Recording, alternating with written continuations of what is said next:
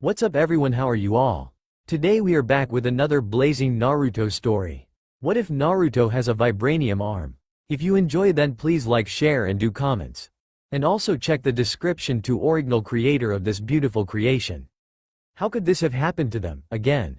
She and her husband had promised one another, sworn even, that this would never happen again, and yet here they were once more.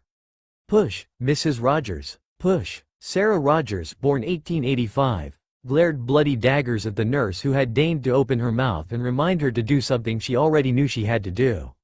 This wasn't her first rodeo, damn it. What do you think I've been doing? She snapped, her knuckles turning white as her grip on the bed railings tightened every few seconds. She once believed she knew what pain was after giving birth to her first child. Nope. That birth and this one were spectrums apart on the pain scale. Even her term as a field medic in World War I didn't bring her this much pain. And she had been shot and stabbed. The loss of precious friends was the only thing she could equate to the pain she was feeling right now. I can see the crown of the head, announced the doctor. We're almost there, Mrs. Rogers. Just keep breathing, he reminded. Now push. Doing as the doctor ordered, she soon wished she hadn't. The pain was unbearable. It felt like she was being torn apart from the inside by her soon-to-be newborn son. You're doing great, honey. Sarah may not have been able to see her husband as he gave her those words of encouragement, as the pain forced her to scrunch her eyes, but she heard them loud and clear. She and her husband of 6 years, Joseph, had met during the early stages of the First War. It started off as a simple friendship but quickly evolved into something more. It hadn't been long before they each professed their love for one another and consummated it. From their love their first son was born. Stephen Grant Rogers, born the 4th of July, 1918. You're almost there. Just one final push. Trusting the nursing staff, she pushed, she screamed, and with one final hurrah, the pain that had been tormenting her so suddenly went away, like it had never been there in the first place. She let out a large breath of relief as her head slammed back down onto the bed, and the many pillows she had acquired over her stay. She was dead tired and wasn't sure if she had the strength to lift her head back up. Her eyes slowly began to close. Wah! Sarah's blue eyes snapped open, and a renewed vigor entered her body the second she heard the crying of her newborn. Slowly using her renewed strength to lift herself back up, she looked up and made first contact with him. Tears began to well up in her eyes as a heartwarming smile made its way to her face. Her son was absolutely beautiful. What blonde hair he did have on his head was already far more vibrant than hers or her husband's. It was as if the sun itself had kissed the top of his head. His skin was flawless, and she couldn't wait to run her hands over him. What stunned her the most, however, were his eyes. She had nearly forgotten just how magical it was to see a newborn's eyes when they first opened. It was like she was staring at a pool of the crystal clear water. Man, the kid sure has a set of lungs on him, don't he? Could probably wake the dead, joked Joseph. Sarah didn't even register her husband's attempt at humor. She was simply too focused on her son. Date of birth, October 10, 1920. Weight, 9 pounds. Height, 20 inches. Said a nurse, jotting down the baby's measurements to keep on file. Name? She asked suddenly. Nathaniel David Rogers, answered Sarah, after months of deliberation between she and Joseph.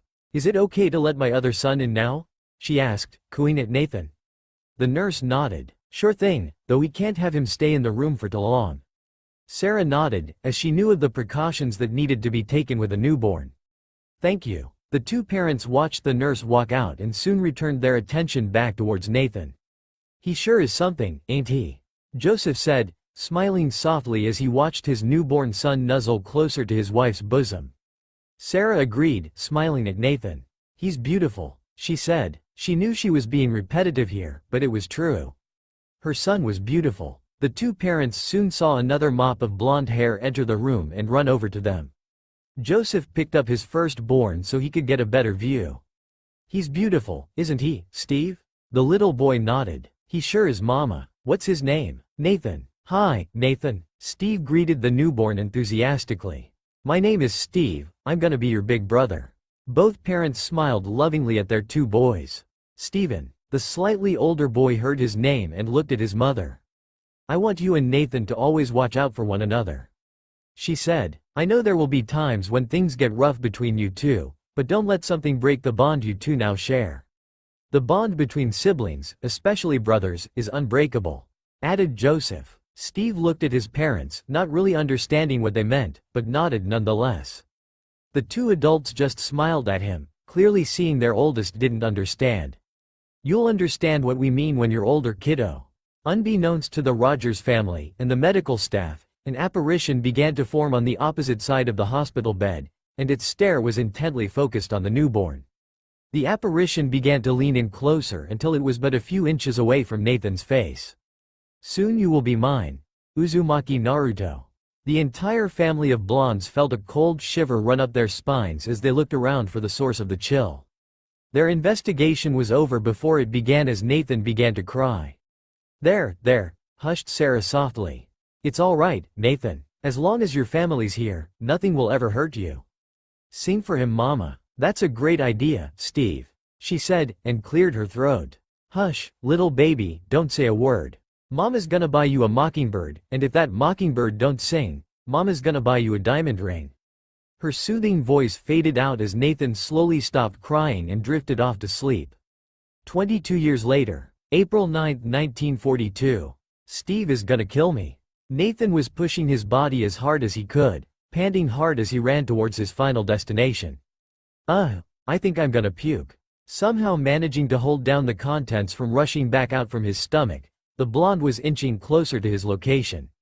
The movie theater. Both he and his older brother had agreed to watch a film in order to pass the rest of the day after a hard day's work. Though neither could agree on which feature to watch. He wanted to watch The Saboteur while Steve wanted to watch Arabian Nights. They finally came to an agreement. They were going to watch a cartoon film by some man named Walt Disney, called Bambi. "Extra, extra," shouted a newspaper stand salesman. "The Allied powers agree not to sign a separate peace treaty with the Axis powers," he announced. "I repeat, they are not signing." The youngest Rogers child slowly started to decelerate before stopping in front of the stand and picking up one of the papers. He steeled his nerves and read not only the headline article about the treaty, but the various others that gave updates on the happenings of the war. His hands slowly began to clench as he read of the gruesome acts committed by the Axis powers, specifically by the Nazis and their subdivision called Hydra. Oh, how he wished he could join up and help. Alas, he, along with Steve, had both been rejected on numerous occasions, for a variety of reasons. While his brother wanted to join the army, and follow in their father's footsteps, he wanted to follow in his mother's and become a combat medic. He was smart enough to join their ranks, but not nearly fit enough. As he would only slow down the unit he was put in. He let out a sigh. Just thinking about his mother, God bless her soul, brought him down a peg. After his father had re-enlisted to fight once more, only to die via mustard gas, money grew tight. By this point, both he and Steve were taking care of the family, but their meager salaries alone would not be enough to sustain the three of them, so Sarah re-enlisted as well. Though instead of being a field medic once more, she was assigned to nursing duty. Not because she couldn't handle the rigors of being out in the field once more, but because it was found out during a physical that she was pregnant. Unfortunately, as much as he and Steve would have loved to have had a third sibling, it seemed that fate had other plans. The baby was lost during childbirth due to a complication. The bad news didn't end there, however. With the death of the baby, compounded by the death of their father, Sarah had soon fallen into a deep depression. Both Steve and Nathan had vowed to take care of her, just as she took care of them, but with them now fully supporting the family, they couldn't always watch her, and she just vanished one day. They had turned the city of New York upside down, searching for her, calling out her name, asking friends if they'd seen or come across her. None had. Eventually, hours turned to days, days to weeks, and weeks to months before they received heartbreaking news. Their mother had been admitted into a clinic, was diagnosed to have contracted the tuberculosis disease from her time as a nurse, and passed away. After it was indeed determined that she died of TB, her body was eventually returned to them, and they buried her in Cypress Hills Cemetery, next to the empty grave of their father. I hope this war ends soon. Too many families have been broken up because of it. Just as he returned his attention back to the paper in hand, it was suddenly snatched out of his hands. "Hey," he cried, "I was reading that. This ain't a library, pipsqueak. Either buy the paper or get lost." Nathan scowled in the older man's direction. "I'm not a pipsqueak," He growled. I'm 21 for Christ's sakes. He hated when people mistook him for a kid. The older man squinted his eyes before nodding. Huh, could have fooled me. Pretty short for your age then. He pointed out, and then shut up, seeing the glare being directed at him. Anyways, either buy something or scram. TCH, with service like that see if I ever come back and buy something, ya bastard. What was that? First your hospitality and now your hearing are gone. What next, old man? Just stick to selling your pieces of paper from your shack. Nathan was silently snickering to himself for putting the rude old-timer in his place when a very large shadow suddenly blotted out the sun behind him. Was it supposed to rain today? Turning around, his eyes widened when that old-timer he had mocked just seconds ago was hovering right behind him, a rolled-up newspaper in hand. He did the only thing he could, he ran. The older man gave chase, but after a few seconds gave up and returned to his stand. Seeing as he was no longer being chased, he stopped as well, panting like crazy. Damn asthma. Finally catching his breath after a few seconds, he walked a few more blocks before finally arriving at his destination. He got in line, adjusted the glasses on his face, and grimaced. It felt like it was only yesterday when it cost you 15 cents to watch a film. Digging into his hand-me-down pair of pants, he pulled out the required 30 cents. As he got closer and closer to giving his hard-earned money to the teller, he heard a loud noise coming from the alley of the theater. Curiosity getting the better of him, and since no one else appeared to be going to check out the noise as someone could be hurt, he stepped out of line and decided to investigate. Let's see here. From his vantage point, he could make out two people, both male, and both duking it out. Though he couldn't really call this a fight. The one near the wooden fence in the back was getting his ass handed to him. I need to get a closer look. He kinda felt like Union Jack as he slowly crept closer to the action. Confident he was close enough to them, he leaned in for a closer look, and his eyes widened behind his glasses. He knew one of the two fighters. The poor schmuck near the fence, the one getting his ass handed to him, just happened to be his older brother. You just don't know when to give up, do ya? Nathan watched as Steve got up from the ground shakily, wiping some blood away, and put up his fists once more. I can do this all day, replied Steve. Before his brother could take another swing, and no doubt get blocked, he decided to intervene and help him out. Surprise motherfucker. The large man turned around in time when he heard the voice and used Nathan's momentum to toss him right into Steve. Oof. As the man began to stalk forward, ready to unleash more pain, he was stopped by a man in uniform whom both brothers were familiar with. Hey, pick on somebody your own size. The two blondes got up off one another just in time to see the uniformed man kick the other man in the ass. Now that the danger had passed, Steve turned to his brother. Nathan, Steve panted, what have I said about using that coarse language? The younger blonde was simply dumbfounded. That was the first thing his brother asked him? Nathan let out an exasperated sigh. That you didn't like it when I spoke like that. That's right. As the older sibling, it's my job to make sure you grow up into a respectable man, and language like that isn't helping. He said, also, what have I said about picking up Isaiah's bad speech habits? Isaiah Bradley, a young black man from Harlem, who occasionally hung out with Nathan, would often curse like a sailor, and that was because his own father was in the Navy. Not to. That's right, nodded Steve, giving his brother a stern stare. Cut the kid a break, Steve. His heart was in the right place, despite him being dumb and announcing his presence to the guy he was sneaking up on. Nathan was just about to thank his friend for sticking up for him in front of his brother, not anymore he wasn't. Hey, he cried indignantly. Fuck you, Bucky. The now-named friend merely smirked. Flattered, but I only prefer the company of women. The younger blonde blushed in embarrassment. He liked girls as well. Before he could state this, he was interrupted. You get your orders? Inquired Steve. The 107th, Sergeant James Barnes. He stood at attention, shipping off to England first thing in the morning. Steve's jaw tightened. We. The older blonde looked at his younger brother, nodding. Right, we should be going as well. Bucky stood there silently, not really knowing what to say to his two best friends. He knew how much the two Rogers brothers wanted to join and help. Seeing as nothing out of his mouth would change how the two were feeling, he decided to change the subject. Come on boys. He wrapped his arms around their shoulders. It's my last night in New York, and we gotta get the two of you cleaned up. You trying to tell me something? Steve and Bucky rolled their eyes and ignored the younger blonde. "Why, where we going?" asked the older blonde. "Towards the future," replied the sergeant, handing Steve a newspaper. Nathan leaned over to read the headline. "The World Exposition of Tomorrow." He read, sounds like fun." A few hours later, boom, fireworks of different shapes and colors exploded in the cool night sky of New York City as the trio of best friends weaved around the large crowds of people. Nathan felt like a child again, watching all the bright lights in the sky. It was very stimulating, and he was only half aware of the conversation between his brother and friend. "I don't see what the problem is," started Bucky. "You and your brother are about to be some of the last eligible men in the state of New York," he said, envious. "You do know there are 3.5 million women here, right?" "Yeah, well, I'd settle for just one," muttered Steve, indicating his poor track record with the opposite. At the mention of the fairer, Nathan was snapped out of his childlike wonder.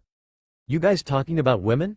"Yeah, we are," nodded Bucky. "Were you able to invite any of your female friends?" "Nope," replied Nathan, a shake of his head. "All 4 of them were busy." The sergeant still couldn't wrap his head around the fact that Nathan, the nerdy brother, has already had 4 girlfriends while Steve has yet to still have one. From what he knew, the kid hadn't gone as far as first base, but the fact he had even gotten that far was what mattered here. It's gotta be that big brain of his. After all 4 girlfriends were librarians, I think. "Does it matter if they aren't here?" questioned Nathan, looking around again. Kinda," replied Bucky, rubbing the back of his head. "See, I was only able to invite 2 girls." Nathan stopped cold in his tracks, and as if on cue. "Hey, Bucky!" shouted a female, standing next to another female, both under a statue. "Wha?" Before the younger blonde could make a large stink about being left out, much like when they were all kids, the soldier pulled him aside. "Look, I'm sorry I couldn't find a third for you, Nate," apologized Bucky. "But your brother needs this man, and you know that by right, older brother always gets first dibs." Nathan's mouth shut closed with a click after hearing what his friend had to say. As much as he hated to admit it, Bucky was right. His brother needed this more than he did. He sighed. "Fine," he replied. "Though what am I supposed to do while the 2 of you are out having fun?" The sergeant shrugged. "Dunno. Why don't you put the charm on some lady? We both know you're a smooth talker when it comes to the opposite." "Yeah, that's true I guess," he said, hands in his pockets, walking away. "Hope you strike out and my brother receives some luck tonight," he muttered. "I heard that, ya brat." Nathan scurried off, not wanting to receive a noogie from his friend as Bucky could actually catch up to him when he ran. The blonde quickly vanished within the sea of people, and he could only hope he found something interesting that would occupy his time. Only time will tell, I suppose. A few minutes later, Nathan had eventually stopped wandering around the expo, having settled on an exhibit. Dr. Phineas T. Horton and his vision of tomorrow. The blonde eyed the exhibit in front of him with curious eyes. "A synthezoid? No, that's not it. It's a suit." The blonde always harbored a deep thirst for knowledge and science, though his tendencies tended to gravitate more towards the technological aspect of the area. Technology truly fascinated him like nothing else. It was the reason why he was always at the library, and the reason he inadvertently had 4 girlfriends. He let out a sigh when thinking about his past relationships. They would always start out great at first, but seeing as he was the more adventurous when it came to learning things others deemed forbidden or taboo, well, they didn't tend to last long. He only hoped he found someone who was compatible with him and his tendencies, before it was too late. He returned his attention back towards the exhibit and began to walk around it, reading all of the little information cards scattered about, until he stopped. Standing just a few feet away from him, from the suit, was a woman, and what a woman she was. Just standing there she took his breath away. She was a head shorter than he was, which wasn't very tall considering he was 5'6", had straight honey blonde hair, chocolate brown orbs, and a light tan. The clothes she wore did little to hide her buxom figure, as her pants gave shape to her round derriere, and her tight sweater accentuated her very large ass. The woman was a bombshell, clear and simple. She was without a doubt the most beautiful woman he'd ever laid eyes on. Granted, he hasn't been alive long enough to have seen such beauty elsewhere, but nonetheless, he would stand by his statement. As he continued to subtly monitor her, he soon came to notice he wasn't the only one. He spotted other men, even some women, appreciating her voluptuous figure, yet none made an attempt to approach her.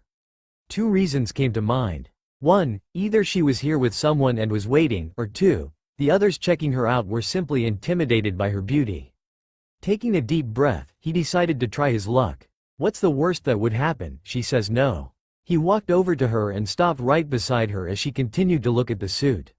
They say Dr. Horton created the Horton cell, which was what provided him the building block to create the suit. He said, reciting information from one of the cards. He then mentally started to kick himself. Why did he start with that? The female next to him had seen him approaching from the corner of her eye. She let out a hum. Really now? If this is true, then how is he able to keep the user safe from the flames when they activate? Nathan's jaw nearly hit the floor. It seemed there was more to this beauty than meets the eye. Rumor has it that the cells are actually synthetic, man-made creations, that can be manipulated by the user to protect the user. He said, though until the good doctor actually reveals this himself, we'll never truly know. All we can do is speculate. I see, she responded, and then looked at him. His face heated up a bit. Do you like these sorts of things? The science, I mean? She asked. He nodded. I do, but if I'm being honest here, I love the technological aspect much more. He said, a smile on his face. Don't get me wrong though, I like the scientific aspect as well. But being able to create something from my own imagination with my own two hands, that's what excites me, and come on, don't tell me this isn't cool. He said, looking at the suit in front of them. She giggled at his boyish enthusiasm. You say some very interesting things. She commented, every scientist I know is grounded in reality, and would outright discredit you and your work for simply using the word imagination. Nathan scoffed, like I care what close-minded individuals think. The only opinions that matter to me are those of my family and friends.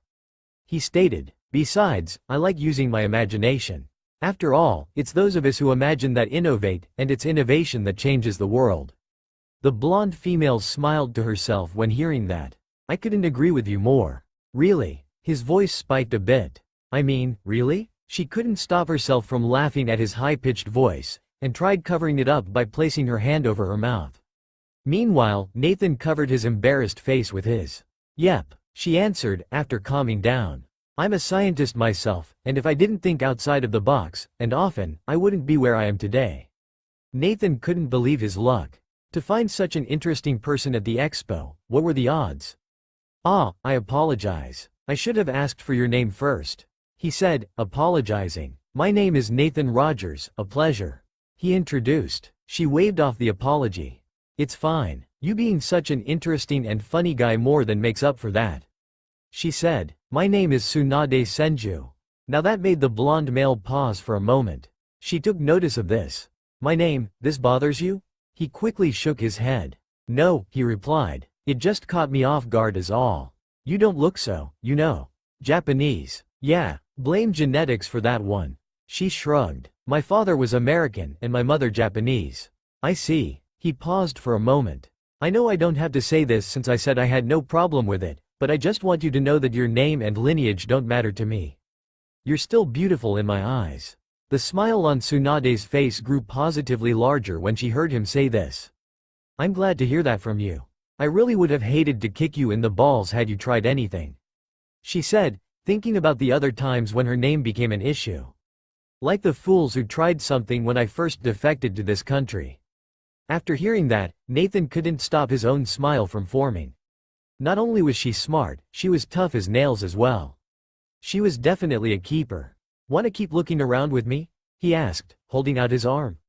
Tsunade placed a hand over her large chest. Why yes, I would love to.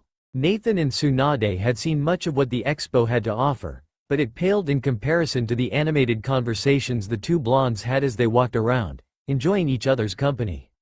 The two blondes eventually made their way over to one of the highlights of the expo, run by the man who was keeping this very expo alive and kicking. Howard Stark. If his blue eyes weren't deceiving him at the moment, then he was pretty sure he had just spotted two familiar figures in front of him, as they were there to watch Stark's flying car. Looking closer, he nodded. Yep, he had just spotted Bucky and Steve, along with their dates, and Steve's date looked just miserable as he offered her some of his snack. The busty blonde on his arm followed his line of sight. "Do you know that soldier?" she asked, thinking he was looking at Bucky. "I do," he replied. "He's one of my best friends, and it's because of him that I was at first alone during the expo, but it's also because of him that I was able to meet you." She mulled over this new information for a few seconds. "We should thank him then, right?" Nathan raised a brow, wondering what she had in mind. A devilish grin made its way onto her face. "Wanna make him jealous?" Her grin was infectious as one made its way onto his face in no time. "What have you got in mind?" Unlocking her arm from his, she placed that arm of his on her shoulder as she slowly began to arch her back, making her already impressive chest seem even larger. She then proceeded to lower his hand into her cleavage. "Listen, I may be the one initiating this, but if you so much as cop a feel, then I will tear off what makes you a man," she threatened, though it came out as a soft whisper against his ear with her face being so close to his neck. "Understand?" The threat went right over his head as only a few select words reached his brain. "Wait, so if you tear it off, then that means you'd be willing to touch my pen?" She jerked him hard, stopping him from finishing that sentence. "Understand?" He nodded. "Good, now get his attention." The blonde began to whistle a jaunty tune that only he, Steve, and Bucky knew. It worked like a charm. His brother didn't seem all that surprised he found such a beauty, though it was Bucky who took the cake. Never had he seen one of his best friends so out of it. The soldier just shook his head after recovering from his shock. How does he do it? Ignoring the smug-looking smirk the younger Roger's brother was sending him, he tipped his hat to the man. He had gone out and done spectacularly. Unfortunately for Nathan, his hand was soon removed from the Valley of the Gods just as the flying car on stage came crashing down, much to the embarrassment of Stark. "I did say this would be ready in a few years, didn't I?" he said, forcing a smile. Returning his attention back to his best friends, he suddenly found himself frowning. Neither was in the same spot anymore, having vanished. Looking around, he finally spotted them heading towards the lone recruitment center in the area. This was no doubt Steve's doing. Tsunade once more followed his line of sight. "Do you know the blonde one?" He nodded. "Yeah, he's my older brother," he replied, fists clenched. "You okay?" He shook his head. "Was there ever a point in your life when you felt useless, but you still wanted to try and make a difference?" "Yes." Nathan waited for her to elaborate, but when she didn't, he moved on. "So, you want to join the army? Make a difference in the war?" she asked. "I do, but as a combat medic." "Ah, you want to save lives rather than take them, but will do so if threatened," she surmised. The blonde male nodded. "My brother and I wish to follow in our parents' footsteps and help, just as they did." "Your parents are fighting in the war right now?" He shook his head. "They fought in the first, and the beginnings of the second." "I see." She easily read between the lines about his parents' status in the war and decided to change the subject. "Let's say that they do take the both of you. How can the two of you make a difference?" He grew silent. "I can't speak for my brother, but it doesn't matter if I make a difference in a battle. If my life can be used to save another's, then that was a difference," he said. "And who knows, maybe the person I saved will make a difference in the war, so in the end, I did make a difference via proxy." Well, that's certainly one way of going about making a difference," she muttered. "Let's just say hypothetically you were presented with a chance, and only one to join, would you take it?" In a heartbeat. She grew silent after hearing his response, and then began to dig in her small purse. Eventually, she pulled out a stamp press, like those in the recruitment centers. "You have your recruitment card on you?" He nodded and gave her his information card. She stamped it and handed it back to him. "What's this?" "The opportunity you've been waiting for," she answered. "Remember when I said that I defected to this country?" Nathan nodded. "Well, the reason why is because the American government promised me a better life here, but only if I helped them with a project of theirs," she said. "Today has only been one of a handful of days that I've actually been out of the lab. Considering everything you just told me, and the fact that you have a rubber stamp on hand, is it safe to assume you have a high rank within the military?" She nodded. "Yep, specifically within the Strategic Scientific Reserve. I guess we have a lot more in common than I first thought. So, will you take this opportunity, or let it pass you by?" "When opportunity comes knocking, I'm usually home," he said, giving her a nod. "So yeah, I'm in." "Good, I should be getting back soon." Before she could start to take a step forward, she felt a firm grip holding her in place. She looked back at Nathan. "Will I ever see you again?" he asked, looking her square in the eyes. She smiled. I guarantee it, she said, leaning up and giving him a peck on the cheek. Thanks again for tonight, Nathan. I'm glad I came out and met you. See you soon, soldier. She whispered. The younger Roger's brother held his cheek and watched the most interesting woman he's ever met walk away, disappearing within the sea of people. He was looking forward to their next meeting. Looking down at the card in his hand, he let out a breath. He was a soldier now. I better get home. I've got to report to basic training tomorrow at Camp Lehigh. Wheaton, New Jersey, Camp Lehigh. In the span of a day, the lives of both Nathan and Steve had changed drastically, and all it took was a simple meeting between people. And now here they were, ready for basic training, standing shoulder to shoulder with other recruits, all of them waiting for their commanding officer. Recruits, attention. All of them stood at attention as a beautiful, raven-haired woman walked over to their group. Gentlemen, I'm Agent Carter. I supervise all operations for this division. What's with the accent, Queen Victoria? Interrupted one soldier. I thought I was signing up for the U.S. Army. Nathan watched as the idiot decided to open his mouth, and even make a pass at the agent. He was promptly knocked on his ass for it. Moron. Agent Carter. The woman turned around, pressed her uniform, and saluted. Colonel Phillips. I can see you're breaking in the new candidates, that's good. The older man looked down at the recruit on the dirt floor. Get your ass up out of that dirt and stand in line at attention until somebody comes and tells you what to do. Yes, sir. Nathan's attention shifted from the colonel and agent to the man standing behind them. From the description given to him by Steve, the man standing in the back watching them was the same man who had given Steve the chance to join. Dr. Abraham Erskine, and they will personally escort Adolf Hitler to the gates of hell, said the colonel, eyeing each of them, though lingering on him and Steve. They're all yours, Agent Carter.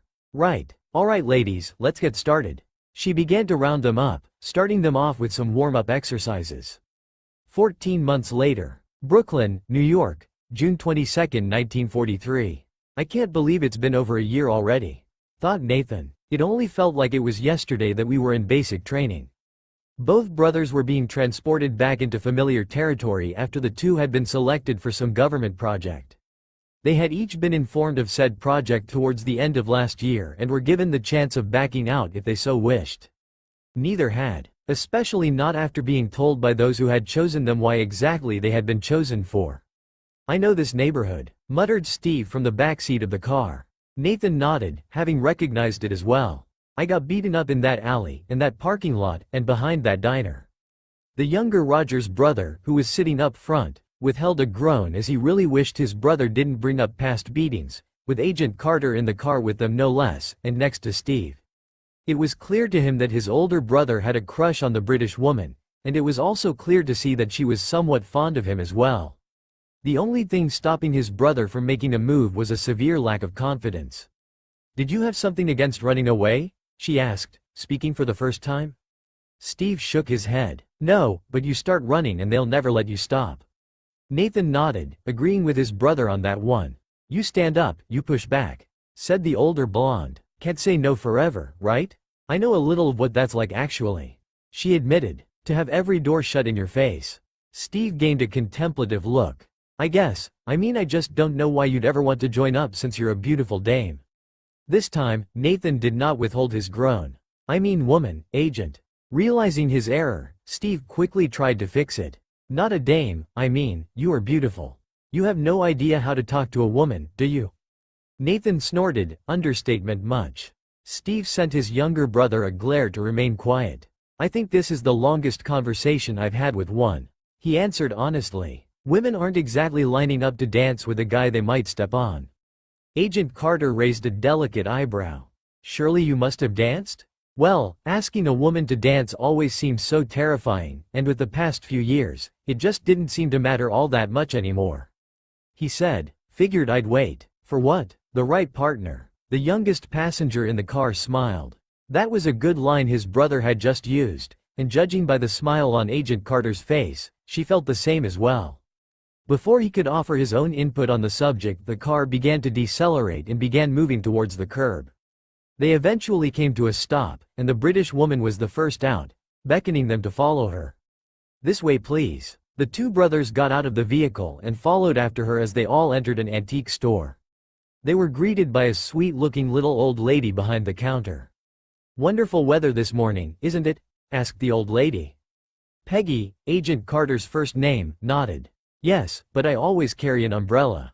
The duo watched as the old lady leaned down beneath the country, and just as she did, a buzzing noise was heard.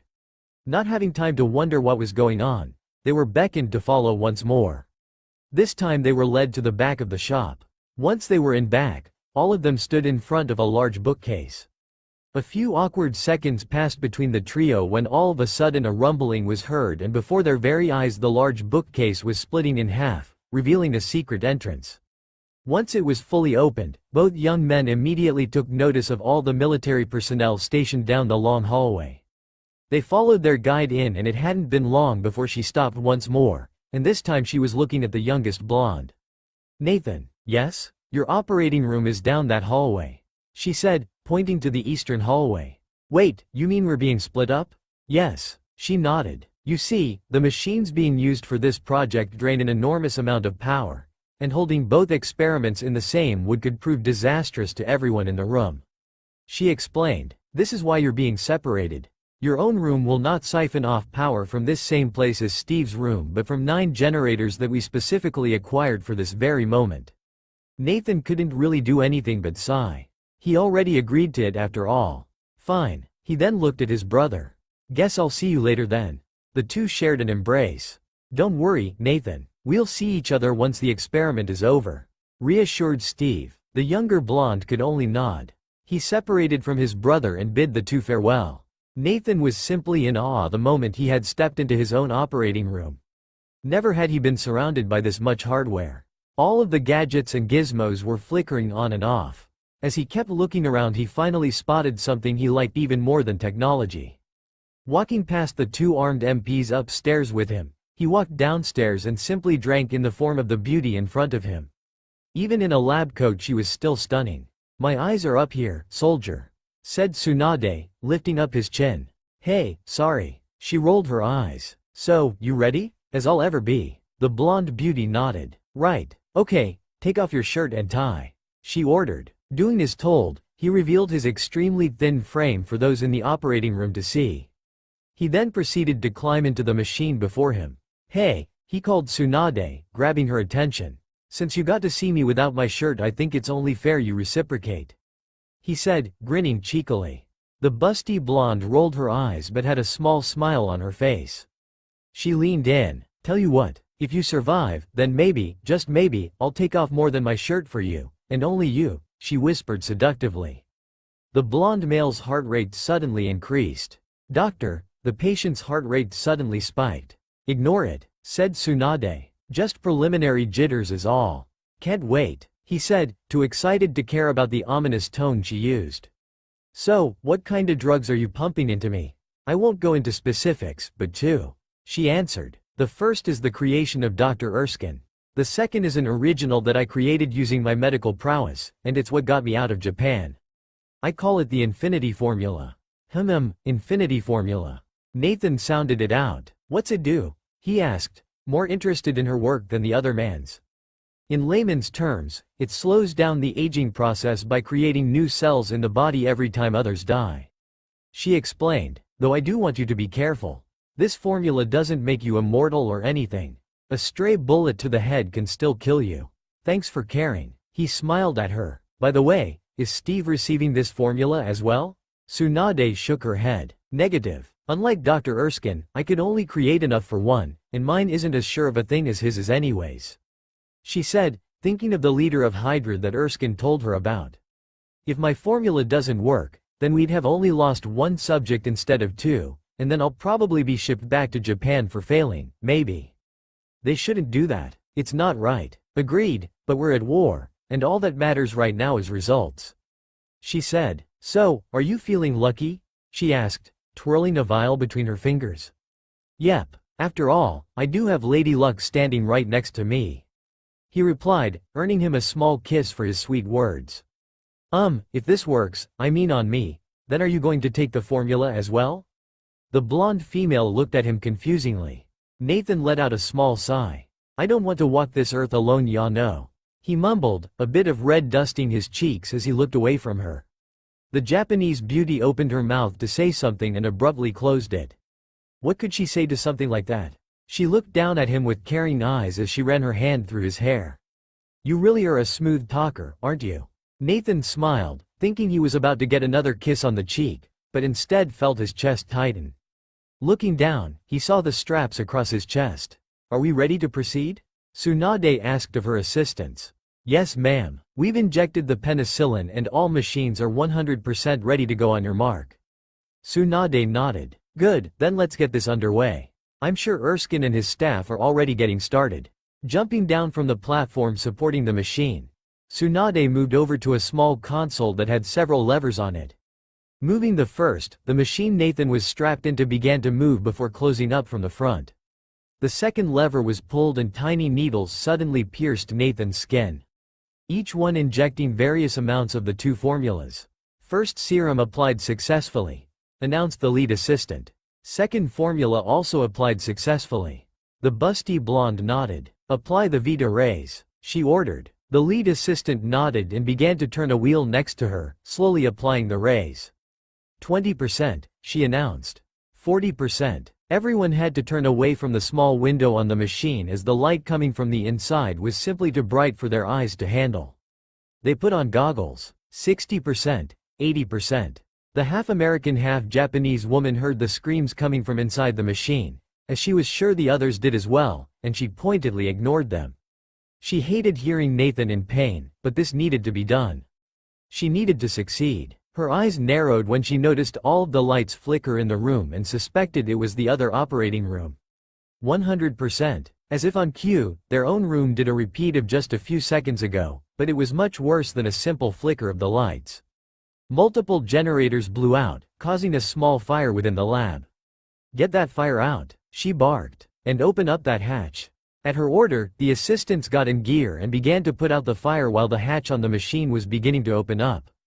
A frail-looking man of 5 feet 6 and just over 90 pounds had entered the machine, and a man of 6 feet 1 and over 189 pounds exited from it.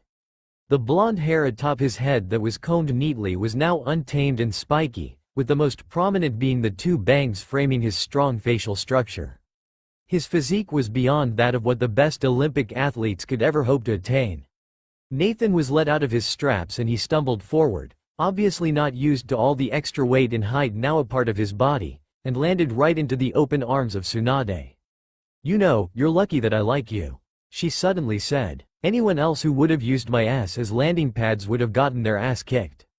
Sorfi. His voice came out muffled between her bosoms. Sorry, he said again, before looking himself up and down. Guess everything worked out, huh? Yeah, I think it worked, she replied, a smile on her own face. Before any of them could celebrate their accomplishment, the building shook violently and gunshots could be heard. Everyone looked up at the MPs, and before anyone could ask what was going on, the two men stationed to protect the room turned their weapons on the group below them and opened fire. The first body hit the ground with a sickening squelch and none could tear their eyes away from the dead body.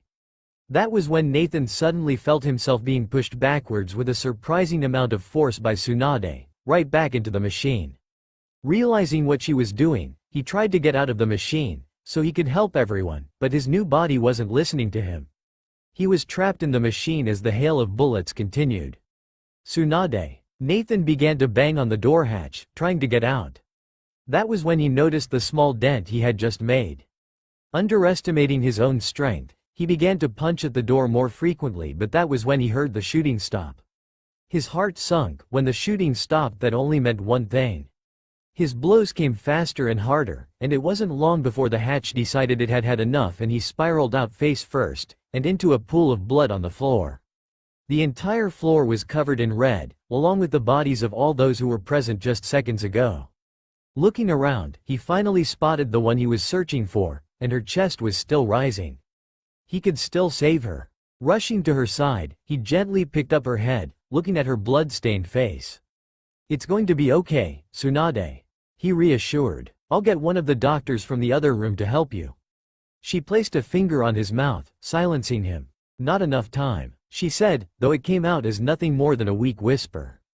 losing to much blood. Nathan grit his teeth as hot tears streamed down his face. For all the power he now had at his very fingertips, he'd never felt so useless in his entire life. "I'm sorry," he whispered. "I'm sorry that I couldn't protect you." The woman on the ground pulled him closer. "It was my choice," she stuttered. "P protecting you is going to be the biggest difference in this war." "So P prove me right," she said, smiling as her hands slowly began to fall from his face. The blonde super soldier gently closed her eyes and offered up a small prayer for her. "I promise I'll prove you right. Goodbye, Tsunade Senju." He placed a small kiss atop her forehead. Slowly leaving her side, he began to walk up the stairs that would lead him outside. He was going to catch the bastards who had done this and make them pay. Unfortunately, he was stopped by 4 men with sidearms. "Move." None of the men moved, despite sweating a bit under the blonde man's intense stare. "If all of you don't move within the next 5 seconds, then I guarantee that none of you will ever be able to hold a gun again, or walk straight for months," he threatened, and just to further extenuate his point, he crushed the metal railing next to him. "I'm afraid they can't do that, son." Nathan frowned. He recognized that voice. "Why is that, Colonel Phillips? We've already lost your brother to the public eye, and we can't afford to let you do the same," said the older man. "Not when the 2 of you were supposed to be our secret weapons to ending this war. To put it more simply, the moment your brother stepped out into the light, your fate was decided." "Explain." The colonel let the man's tone slide, considering what just happened. "You, my boy, are going to be the darkness to your brother's light. You're going to be the soldier who remains nameless, he who will go unthanked, and he who does the jobs no one else can, or believes we do," explained Phillips. "You ship out for advanced training first thing tomorrow morning." "Yes, sir," he gritted out, angry that he couldn't do anything to those responsible. Looking over the railing and at Tsunade's face, he vowed then and there to make sure that everyone who was a part of today paid for what they did. 1 day later, Nathan was completely drained, both physically and mentally. A full day had already passed since the incident, and true to the colonel's words, he was already on his way to the advanced training facility. In those few hours of the aftermath, he had briefly spoken with Steve, and it didn't take a genius to see that his brother was also distraught over the death of the man who literally made him what he is today. After they had spoken, they each gave the other a hug, and promised to meet with the other after the war was over.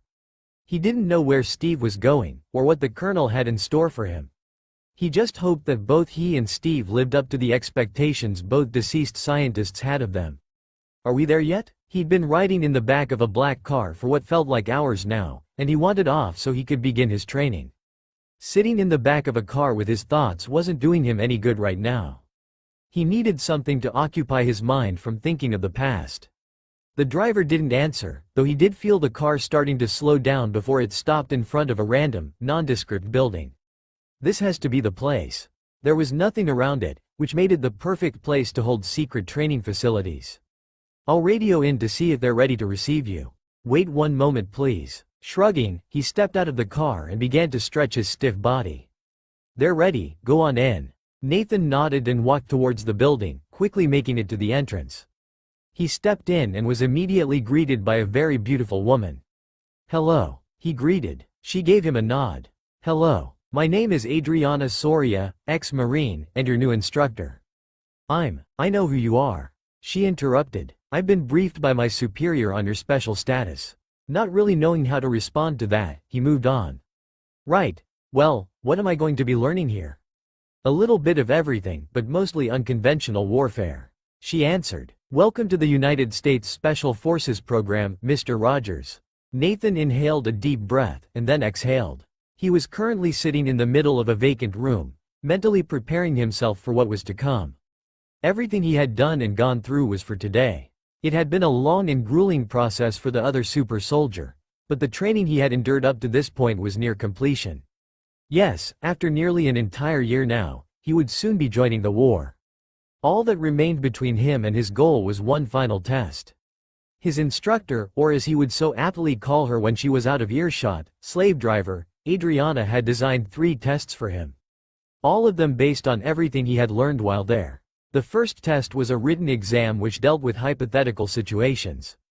The second dealt with the use of firearms. The blonde soldier let out a sigh of relief, reminiscing about the 2 previous tests, which he had just passed a few hours ago. Had he failed just one of them, then Adriana would have failed him on the spot for all three, despite all the work he'd put in the past year. His failure would have then reached his own superior and he would have been forced to undergo yet another year of training, which he did not want to do. Not because it was hard, no, because every day he wasn't out there fighting with the gifts he's been given. More people died, and that would weigh heavily on his mind. Especially after he had learned the history of warfare from Adriana. The training to use multiple types of firearms was tough, as was learning a hybrid martial art, but neither of those compared to what he learned about wartime and humanity. When he had first arrived at this facility, he knew some aspects of the two, but now he knew differently. Adriana had stripped away his naivety and forced him to see what humanity was really like, and he didn't like it. Truly, it was sickening to see what a man could do to another man during times of war. Thankfully, it wasn't training all the time, he did have some downtime as well. It was during such times that he had gotten to know his instructor a bit. He had to. She was the only decent individual around he could have a conversation with. There were others in the building, but they were mostly staff who were around to monitor his health and whatnot. Speaking with the ex-Marine isn't all he did though, and he now recalled the exact words she had told him the first day he had arrived. "Nathan, during our time together, I'm going to be your best friend, your lover, your confidant, and the bitch who's going to push you past your limits." Her last statement was quite the understatement. Adriana had indeed pushed him past his limits, and then some. He never once believed he would be able to call a woman such a derogatory term, but she had gotten him to do it. Though that wasn't the part he had been hung up about. It was her other statement, about them being lovers. He hadn't been sure how to handle that, and part of it was because he was a virgin and just downright nervous. The other part of him still had Tsunade on his mind. He honestly didn't know what he felt for the now deceased woman, but with her death still fresh in his mind, he really didn't want to try anything with anyone, and Lord knows Adriana tried. As time passed on, however, he could no longer refuse her advances. His body wouldn't let him, and he gave in. Aside from training to take his mind off the war, and using to relieve the stress his body had, he had begun to experiment with something he had noticed about himself. He had first come to notice something as amiss when he had been sparring with Adriana one day. Her movements, they had slowed down to such a degree that he could easily predict where she would attack next. "Nathan." The blonde super soldier's musings were interrupted by his lover. "Are you prepared for the final test?" He released another breath and mentally nodded to himself. He was good to go. "I'm ready." "Good. Get into position." Getting up and walking to the opposite side of the room, the two looked at one another, bowed, and got in their respective stances.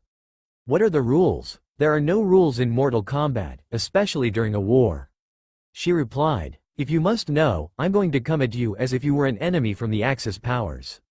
"You ready?" He nodded, understanding now. "Begin." Nathan was off to the races, bursting forward the second the last syllable escaped her lips, and to her credit she reacted instantaneously, throwing one of her combat knives at him, and drawing another. Though he reacted even faster, thanks to the special ability of his eyes, slid underneath the weapon and brought his arms up, stopping the downward strike from slicing him in half. Not to be deterred, Adriana spat into his eyes, forcing his human instinct to the surface. Nathan began to subconsciously release his grip, to wipe away the fluid from his eyes, but stopped himself. He rapidly blinked a few times, clearing his vision. Unfortunately, in those few seconds that his grip became lax, his instructor had preformed a reverse handspring, putting some distance between she and him, but not before kicking her legs out. Nathan had barely managed to crane his neck upwards, flowing with the first attack as it missed his chin. The second attempt by Adriana had been caught, however. Though judging by the look on her face, she wasn't worried about being caught in his vice grip. Instead, she used her own strength, and his, to lift her entire body from its current position, lifting herself above the blonde, and once more attempted to bring her knife down atop him. Seeing as both of his hands were preoccupied at the moment, he had no choice but to release her from his grip, lest he get killed. The woman in front of him didn't let up, and pressed her advantage as he kept backpedaling away from her. He avoided the low sweeping kick, and slapped away her thrusting hand whilst simultaneously blocking her other free hand with his forearm. His eyes were completely focused on her entire being, watching as the knife kept switching from one hand to the other at an astounding rate, and that was when he made his move. Like a snake coiled and ready to attack, his hand shot out lightning fast, grabbing hold of the wrist that held the weapon. Applying pressure, he forced her to drop the weapon. Arg! Before he could press her, she suddenly flipped her body laterally, to match with her twisted wrist, and kneed him in the groin. The sudden attack on his genitals was felt throughout his entire body, and he forcefully shoved her away from him. Not ready for the force behind the shove, Adriana had nearly stumbled. Nathan grit his teeth, pushed past the pain, and was on her. His first and only strike was clean and heavy, doubling her over. He then proceeded to slip his foot behind her leg, interlocking them, and then slammed her onto her back. Thud! He went in for the kill. He cupped underneath her right knee with his right arm and he then spun around, sitting on her, his arm still locked with her knee. He then proceeded to fall onto his side as he pulled her knee closer to his body, hugging it tightly with both arms now, applying his strength. During their time getting to know one another, he had learned just why this warrior of a woman was out of the core. She had sustained a devastating knee injury during her time served, and the doctors told her that it would take years to heal, and should she suffer another major injury to it, before fully healed, then she could kiss her chances of returning to active service goodbye. Adriana was gritting her teeth in absolute agony as her fists clenched tighter and tighter. Her knee was in some serious pain, and she could feel it breaking. She cursed the blonde in front of her as she kept punching the back of his head as hard as she could, but to no avail. Her student had compacted himself tightly, rendering her attacks useless. Nathan kept adding more and more pressure every few seconds, and if she didn't give up soon, he would end up breaking it. Show no mercy. It was a rule that Adriana kept drilling into him, and one he was going to abide by. He then suddenly felt a tap on his shoulder and he immediately let go. It was over, and he had won. Entangling himself from her, he stood up and gave her a once-over. The woman was sweating buckets and panting like crazy, despite their fight lasting less than 2 minutes. I won. Yeah, you did, she panted. You did exactly what I taught you. I'll inform your superiors that you're ready. He nodded and offered her a hand. You need any help? Nathan was roused from his slumber as the small aircraft he was in suddenly dropped, making him not only bang his head, but giving him a sense of weightlessness, which he didn't appreciate. Shaking it off and seeing as he wasn't going to go back to sleep anytime soon, he sat up in his seat, and replayed the series of events that had occurred just 24 hours ago. His orders had finally come in, but strangely enough so had some for Adriana. Well, hers were more of an invitation. She informed him that some group called AIM had offered to turn her into a super soldier, so she could return to the war faster, and all she had to do was say yes. So while his training under her was complete, he could still potentially work with her in the future, depending on what her mission was. Operation Crossroads. The blonde knew that whoever was in charge of this little operation didn't care about the well-being of his friend. All they wanted was a willing test subject. Plus, he was positive that Adriana wouldn't be receiving the same formula he and Steve had received, but something else, something new, something not created by two geniuses. He had of course told her all of this, and while she told him she valued his opinion on the matter, she was still going to go through with it. All he could really do now was pray it was a success, and hope she came out unscathed. You okay back there? Yeah, he replied. How much longer anyways? He asked, speaking into the headset. His orders didn't say where he was going, or what division of the military. So he was basically flying blind with his pilot, a man called Terrence Rhodes. He was a good man, if a bit loud, though considering what his occupation was, it wasn't all that much of a surprise. About 10 minutes until we reach Fairfax County, replied the pilot. Why, you got some other place to be. Nathan cracked a smile. He appreciated the man's sunny attitude during such times. Nah, just curious is all. Terrence nodded, a grin on his face. So, any plans once this war is over? The blonde closed his eyes momentarily, thinking about that for a moment. Nothing at the moment. Right now my only plans are to enter the war and help end it as soon as possible. You? Pretty much the same as you. Pretty much? Alright, I got a girl waiting for me back home, admitted Terrence, cracking under the pressure of the man's stare. We're getting married the moment I touch back down on American soil, and then we plan on having a kid. Sounds nice, said Nathan, a bit envious. Any names yet? Yeah, Jeanette and James. You expecting more than one? He asked, since raising 2 kids after a war would be tough. Terrence shook his head. No, but it's better to be prepared just in case what you were hoping for doesn't happen. The super soldier nodded. That made sense. James, huh? That's a good name. I've got a buddy named James.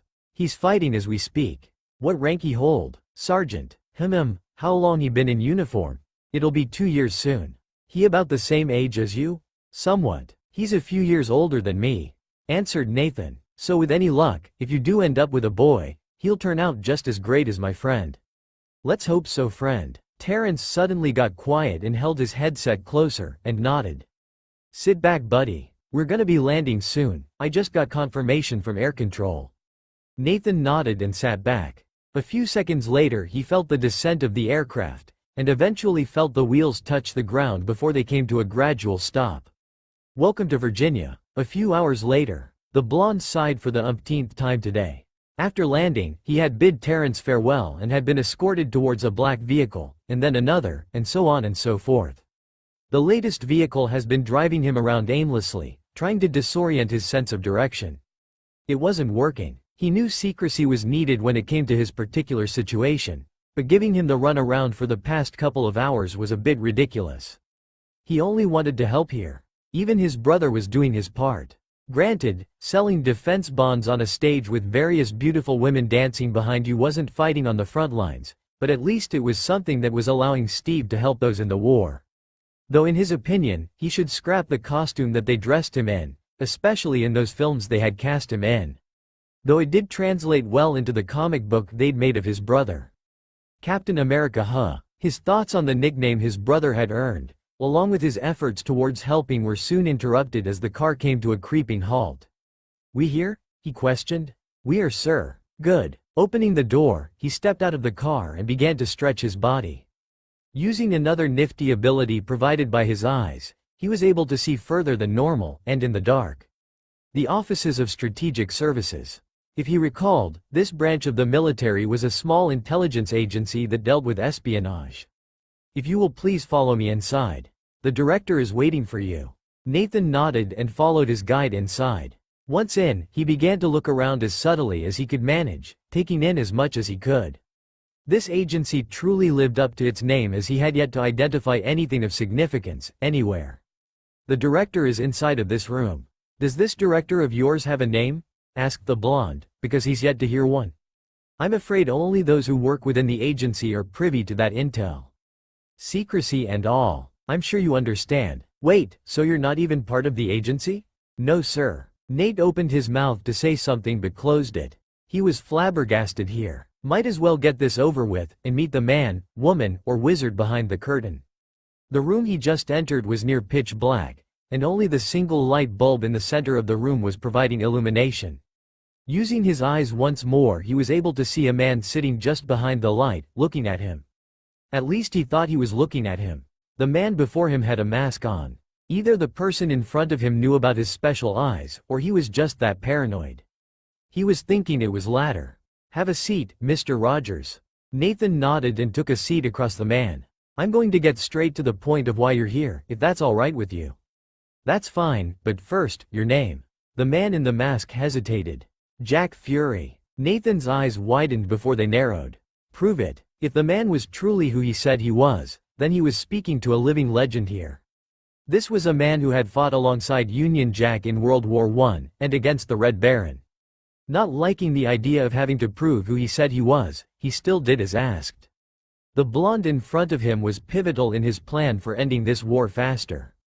The blonde super soldier couldn't believe his eyes. It was Jack Fury, all right. He remembers seeing this man's face in all the papers that his father had collected during the First World War. Though now he was an old man, looking to be in his late 80s. How are you still alive? You're supposed to be dead. Faked it. Why? So I could deceive my enemies and fight the unseen threats that threaten my home, which ties into why you were brought here. Said Fury, getting this conversation back on track. I have a mission that is in need of a man of your particular skills. What's the mission? You're going to travel to the Empire of Japan, in the Pacific, and infiltrate the terrorist organization known simply as the Hand. The Hand? Fury nodded. Correct. The organization is very old, very traditional, only modernizing when it's completely necessary, and it consists of shinobi. It took Nathan a few seconds to process that last bit of info. Shinobi? As in ninja? Are you pranking me right now? No. Okay, I'll bite on the ninja, but what exactly do you want me to do about them? Cripple them, destroy them, become their leader and remove them from action. I don't care what you do. He stated, I just need them out of the war in the Pacific. Any other questions? Yeah, when do I ship out? 1 week later. Nathan took a deep breath and exhaled. He'd been doing this for the past couple of seconds, ever since he'd been dropped behind enemy lines. From his current position in the small town of Numazu, he was about 775 miles away from Nagasaki, his target destination. Days before leaving for Japan, Fury had informed him of the spy he had on the inside, and it was at this person's order that he be dropped off so far away. To avoid detection of the Japanese military, and those who operate within the hand. He asked Fury why he was even needed if he already had a man on the inside, and the old man simply told him that 2 were better than 1. Plus, this inside man was his only way into the organization. When he asked Fury about this, the man told him that even he didn't know how people joined, and left this up to his spy. The super soldier sighed. This whole secret process of joining the organization smelled really fishy to him, and it wasn't because he was near an ocean. Well, whatever it was he had to do, he would deal with it when it came up. After checking himself over for any possible injury, along with the gear he was given, and would soon have to dispose of, he decided it was time to get a move on. Spotting his mode of transportation from afar, he began to slip in out of the shadows with ease until he reached his train. Apparently, this would take him all the way to Nagasaki, one way, according to the inside man. Seeing as all he could do in this situation was trust Fury and his spy, he quietly climbed atop the last car on the tracks, but momentarily paused before entering. Turning his attention to the east, he spotted the fabled Mount Fuji off in the distance. Its eerie beauty shining in all its glory with the moon as its backdrop. He shook off the mesmerizing sight. Well, that was certainly odd. Sparing the mountain one last look, he entered the car, stowing himself away. Nathan slowly picked himself up off the hardwood floor, and very slowly began to stretch his very stiff body. Judging by the small amount of sunshine coming in through the cracks in the wood, it was still very early in the morning. Note to self. Don't sleep in a cramped area next time. Once he felt his body was loose, he thoroughly began to remove all traces of his presence, and quietly slipped out of the small hatch located on the floor of the car. Ignoring the smell and the gravel beneath his body, he crawled out from underneath the car and hid in a secluded spot. He began to survey his surroundings. Let's see, where is it? According to Fury, the man's spy had set up various markers throughout the area and beyond, that he had to identify and follow. They would eventually lead him to the hideout of the organization. Using his enhanced eyesight, he scouted the area and was able to spot the first one. Found the first one. It was about 100 yards away from his current location, and it was a picture of a shinobi weapon. Looking around once more, and not seeing another living soul, he dashed from his position, kicking up dirt, and reached the marker. Now he had to look for the next one. This is going to take a while. After spending over 2 hours searching for all of the markers set up by the inside man, he had finally reached the last one. The reason he knew it was the last was because there was nothing but water and an island in front of him, surrounded by some deadly-looking whirlpools. This is it, right?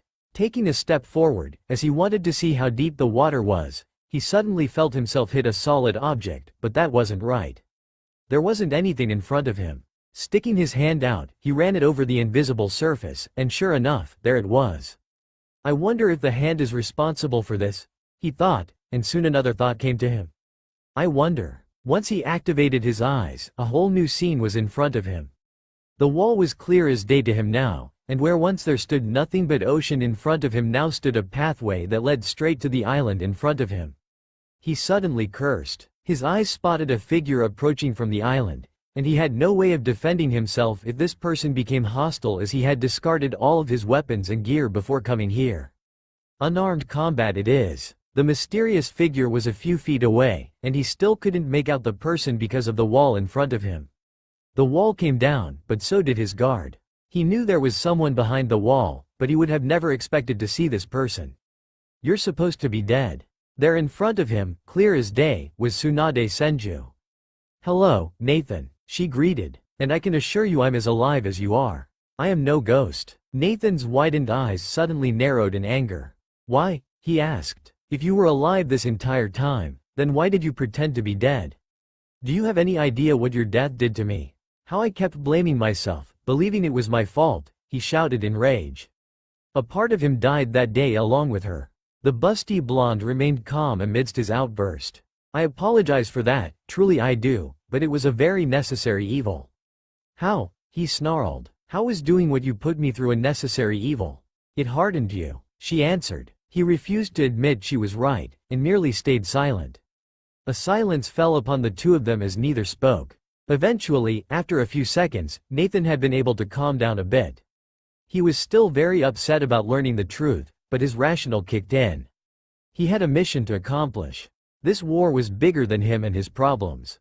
Since you're here, then that means you're the insider. She nodded. Correct. I've been under now for 3 years. He frowned when hearing the answer. It was what he was expecting, but at the same time it wasn't. Just thinking about the sequence of events as they played, he looked at her. I know what you're thinking, and yes, what I did back in the lab was so I could remain hidden. She said, it was so I could deceive any who would hamper the mission. The blonde super soldier nodded slowly, as he had found out it was Hydra who had staged the whole operation back in Brooklyn, during the operations. He didn't like the fact she lied to him in order to fool their enemies and accomplish her goal, but he understood, and frankly, that's all he could do now. After the whole situation at the entrance, Tsunade had begun to guide him back to their HQ, which just happened to be on an uninhabited island just off the mainland of the Nagasaki prefecture. She also began to explain a few things about the organization, primarily its hierarchy. At the top of the organization was a person simply referred to as the Master, who oversaw everything. Below that person were the 5 Kage. They were the Hokage, Raikage, Tsuchikage, Mizukage, and the Case Kage. He wasn't all that surprised to find out that the woman next to him was the Hokage. She then proceeded to inform him that all 5 Kage were ranked in terms of ability and skill, with the Hokage having the most of all 5, and she was thus given role of second in command. She was only second to the Master in terms of authority. However, she also told him that despite all 5 Kage being under one single Master, they were still separate from one another and would try and prove their worth over the others, hoping to be named as second in command. Below each Kage were their subordinates, Jonin, Chunin, and Genin. Each was a rank that was given when a Kage felt their subordinate was ready to advance. Though she told him not to be fooled. Just because a person held a certain rank did not mean they were always superior to someone with a lower rank. During their walk, she had also shown him the various training grounds, the armory, library, and then finally his own lodgings. Normally, from what Tsunade had told him, he would have been given his own small home, but to his surprise he would instead be living within Tsunade's home. The reason behind this was simple. He was to become her apprentice. She informed him that Kages could take up to 2 apprentices to train, and he was going to be one of hers, albeit her second. She already had another. Namora, can't wait to meet you. So, now that I've shown you around, do you have any questions? He would have asked her more about this master of hers but refrained. She had supposedly already told him all she knew, so he would instead ask her something else that was bothering him. Yeah, I've got a question. How does one usually go about joining this organization? He asked. He didn't say anything, but he'd seen the looks being sent to him by his soon-to-be comrades, along with their mutterings. Something about him not going through the ritual. You're either born with the blood of a previous member and gain entrance, or we kill you and then resurrect you. She answered. Nathan grimaced when hearing the last option. Well, I know I'm not dead, so how did I get in? Don't worry about it, she waved off. I bypassed that step for you. The blonde super soldier, soon to be shinobi, gained a very nasty feeling in the pit of his stomach. If she told him not to think about it, then all he would do is think about it until he found an answer, and he would, with or without Tsunade's help. He gave her a nod. Good, anything else? No. She nodded and then beckoned for him to follow her. The blonde Hokage led him deeper into the small island, to a very tall and wide wall. The entrance had a very strange symbol carved into it. That symbol there belongs to my clan, the Senju. Okay, he said, not really knowing what else to say to that. Does that mean that this entire area belongs to you? Correct. Each Kage has their own compound where their subordinates live, who all become a part of their Kage's clan once they join, receiving each Kage's surname. She explained. Nathan found that a bit odd but went with it. He followed after her as she entered the largest home in the compound. She didn't bother showing him the entire house and merely showed him the rooms. Her own, Nomura's, and his. Opening the door, he stepped inside and was amazed. It was big, much too big for one person. She sat down on his bed while he took a spot on the floor in front of her. Today marks the day in which your old life ends, and your new life begins. She said, I hereby grant you the status of genin under the banner of the Hokage, and entrance into my clan under the banner of the Senju. She recited, now, normally, all those who enter my clan receive my surname, but you're a bit of a special case, and I feel something different is in order. Tsunade paused for a bit. I discard the name Nathan Rogers, as it is proof of your past, and give you the name Uzumaki Naruto, your new future. Do you accept? The blonde male froze. Of all the things he expected to give up during this mission, his name was not one of them. His name was the only remaining thing his parents had left him, and he didn't want to give it up. Tsunade patiently waited for him to answer. This wasn't the first time she's had to take away a person's name, their identity, and it probably won't be the last. People like the man before her, who tried to keep something from their past, were usually the ones who had it all taken away. Vice versa, those who were allowed to keep a piece of their past were only permitted to do so because they had already discarded the rest. I accept. She nodded. Good. Now please show me your arm, and try not to flex. Wondering where she was going with this, he suddenly felt a small prick on his arm. What was that for? This here is a vial of your own blood, she said, showing him the vial. We do this to everyone who joins. Why? For tracking purposes. The blonde super soldier turned shinobi red between the lines. It's so they can find you and kill you. Why would you need this for? Because like all organizations, we have our own defectors, rare as they may be. She explained to him, we perform a ritual with the blood to track you down. What kind of ritual? I'm not going to go into specifics, since I plan on teaching you about it later, but do you recall seeing one thing and then another at the entrance? Naruto nodded his head. We use the mystic arts here, and with these arts we are able to perform all sorts of feats many would deem impossible. Mystic arts. Anything else you want to know? Yeah, the name Naruto Uzumaki, what does it mean? Two things actually, but first, it's Uzumaki Naruto. She corrected. While we're in Japan and here on the island, you will introduce yourself as such. Last name first and first name last. She said. Feel free to announce yourself differently when away from here, or on a mission though. The blonde male rolled his eyes. This whole name pronunciation just sounded tedious to him. As for what it means, the name Naruto means maelstrom and the name Uzumaki means whirlpool. How did you come up with them? I got inspired by the many whirlpools surrounding the island, and by the violent storms that inhabit the oceans just to the north of us. I see, so you do. Well, I'll leave and let you rest since I'm sure you're tired after your long travel, plus with everything you've just learned. She said, I'll explain everything else tomorrow morning. He nodded. See you then. The moment she had gotten off his bed and closed the door behind her, his body was off the ground and falling atop the bed. She was right. He needed rest, for once tomorrow came, his new life would begin. Following day. Naruto, I wish to introduce you to my other student, Nomura. The newest shinobi to join drank in the full appearance of the woman before him, and he liked what he saw. She was beautiful, of that there was no doubt, but what he found most captivating about her were her eyes. Like his they were blue, and like his they were sharp. The woman standing in front of him is a warrior down to the bone. Why so blue? He couldn't help himself. A part of him may have died back in New York, but part of his humor had remained. Haha. Nomura laughed humorlessly. Like I haven't heard that one before. Sorry. Apologized Naruto. I was just trying to break the ice since I've never met, or seen, someone with blue patches of skin before. Uzumaki Naruto by the way. That's because she's half Atlantean. Revealed the Hokage. Our organization does not discriminate against those who wish to join. When she first came to us, Nomura was as blue as the ocean, but as time went on more of her human side began to emerge. I see. Well, it was nice meeting you, Nomura, said the blonde male. If you'll excuse Tsunade-sensei and we're on our way to the armory. He told her. He then rubbed the sore spot where the Hokage had hit him for not referring to her as sensei. Nomura nodded. I hope to train alongside you very soon, Uzumaki. She said, Tsunade-sensei. She bowed, and then took her leave. She was nice, commented Naruto, watching her leave. Tsunade nodded. Aye, she is, but don't get on her bad side either, because like the sea she can be a very cruel woman.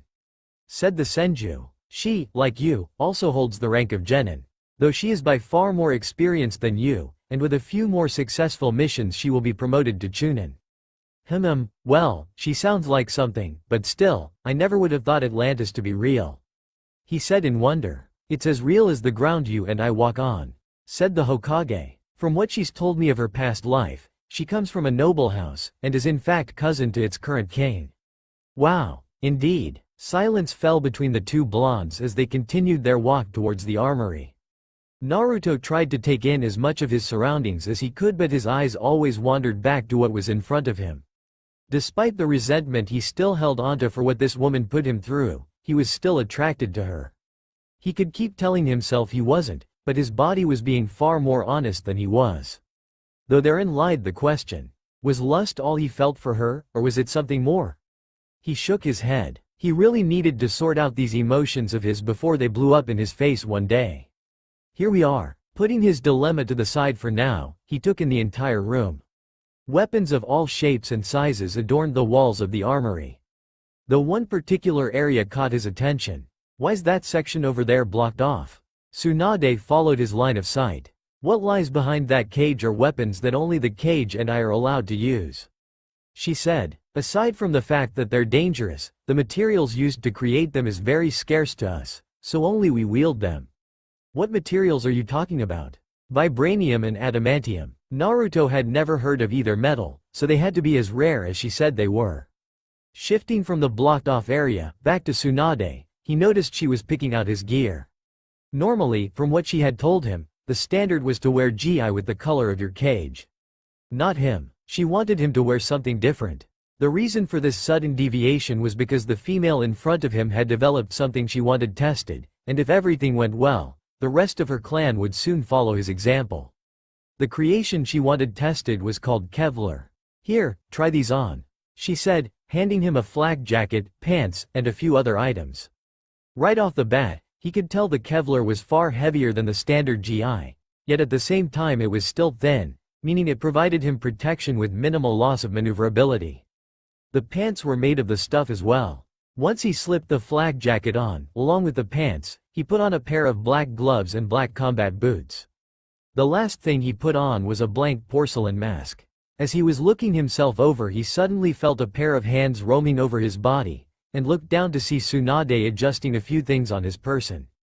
It was two largish pouches on his lower back, another on his right thigh, and some sort of thin wire wrapped neatly around his left wrist, subtly hidden from view. What are in the pouches? Your immediate weapons, she answered, opening them up. The two on your lower back contain a limited amount of shuriken and kunai. The one on your thigh has smoke bombs. What about this? He held up his left hand. Razor-thin wire, replied the other blonde. Useful for strangulation, decapitation, or capture. This is a tool mostly used when a more delicate touch is needed. I see. Tsunade placed a finger on her chin. Now the only thing you're missing is a primary and secondary weapon. Secondary? What do you call all of this? He held up his wrist and pointed at his pouches. Those are projectile weapons, and not something you fight with long-term. She explained. Do not misunderstand though, those weapons can still kill, but you're more likely to die faster using only them against an enemy who has a primary weapon. Sounds like you speak from experience. I do. I've lost many subordinates before I learned this. I see. I'll let you continue then. Tsunade searched high and low, scanning over katanas, staffs, and everything in between, but couldn't quite decide until she looked at him. You pick, she said suddenly. It's better if the wielder chooses their own weapons anyways. Naruto shrugged and began to look over the various weapons. After a few seconds, he spotted what he wanted. Gently prying them off the wall, he held one in each hand, giving them a few practice swings. These just felt right in his hands. Twin Kodachi not bad, but very hard to master. She muttered the last part. Is this your final choice? Yes. Very well. For the moment I only want you to get used to carrying them around, and as time goes on I will eventually teach you how to wield them. They are to remain sheathed at all times. Understood? Naruto nodded as he adjusted them horizontally on his back. Crystal. So, you a master swordsman? She gave him an iffy motion. No, but I do know the basics of wielding them, which is all I'm going to be able to teach you. She replied, my granduncle was a true master of the Kodachi Nito Ryu though. Well, having the basics is better than having nothing I suppose. Mumbled the super soldier. Now, what's your second choice? He walked over to the only other weapon that really caught his eye, mostly because it looked to be the most versatile. It was a sickle attached by chain to a weight. The kusarigama, she trailed. A weapon that can be used up close or from far away. A very good choice in terms of unpredictability, but will be even harder to master than your Kodachi. Nothing worth doing is ever easy. Quoted Naruto. Agreed. Now, is that your final choice? He nodded once more. Okay then. She nodded. The kusarigama will be sealed until further notice. Tsunade suddenly told him. What? Why? Because I only want you to focus on mastering the basics of the Kodachi. She replied. Having your mind focusing on two different weapons will only hinder you in the end. Once I feel you are adequate enough with your blades, then and only then will I allow you to unseal your kusarigama. Makes sense. Okay, since I'm not going to be learning how to wield either weapon anytime soon, just what am I going to be doing? First I'm going to evaluate your style of unarmed combat, to see if it won't get you killed while out on a mission.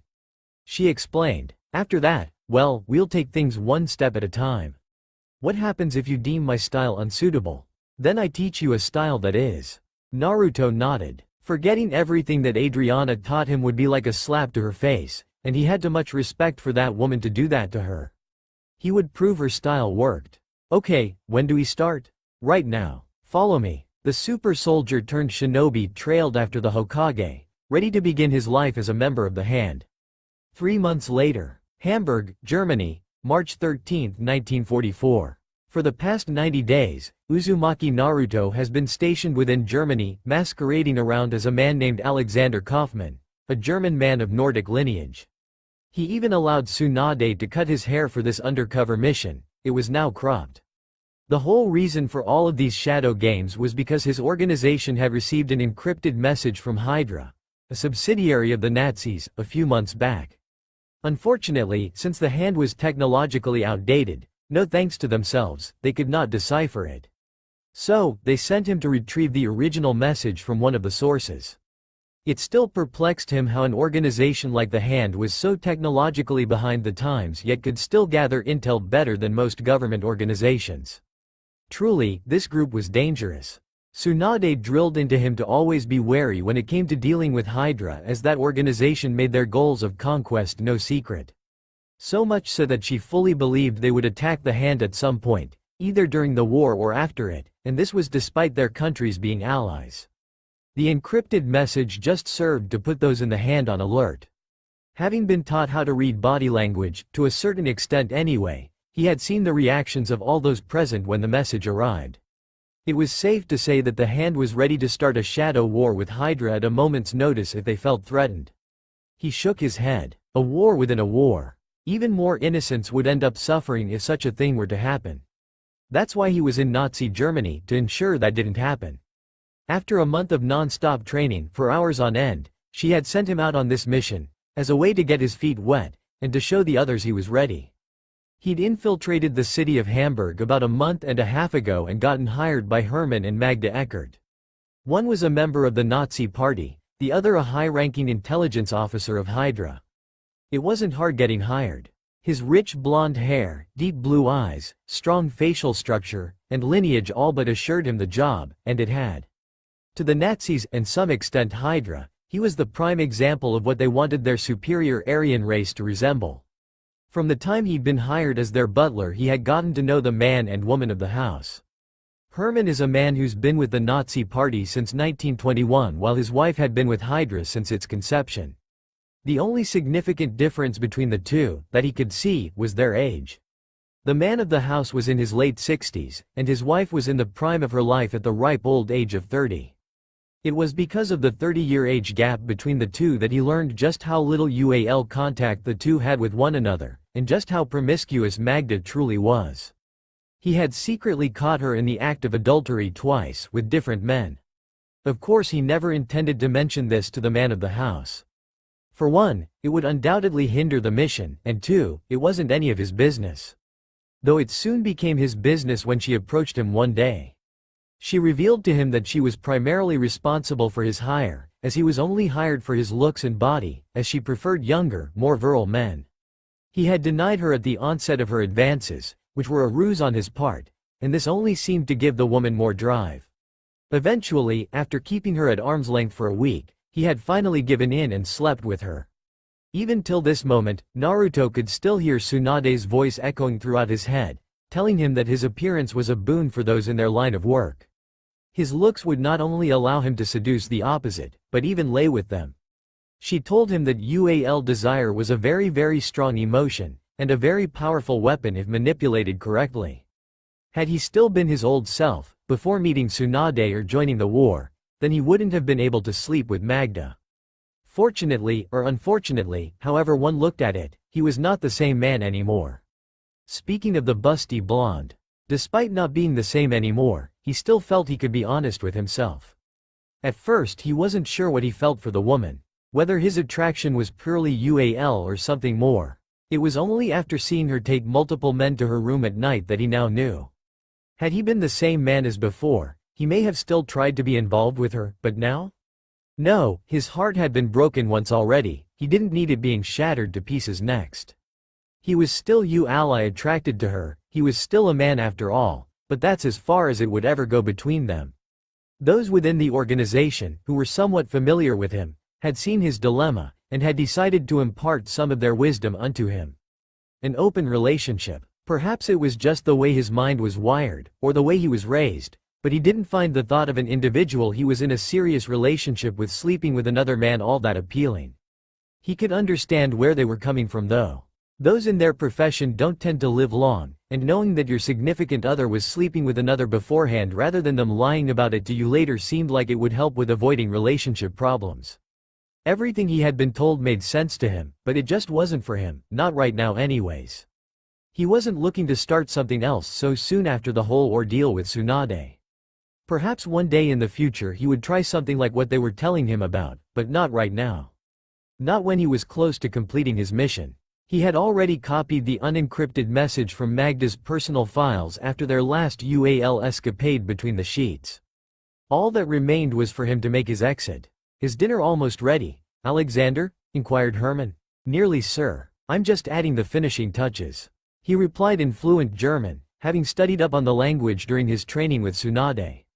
Naruto reached into the interior of his suit, dug into the pocket, and removed a small vial. He was originally ordered to kill both Hermann and Magda but had argued that killing the Hydra agent would only incite conflict between both organizations. Especially when they had just received a message from them.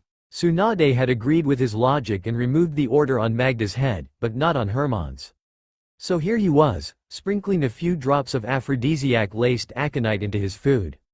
When his death was reported by Magda, the authorities would simply write it off as too much stress on his heart during the act.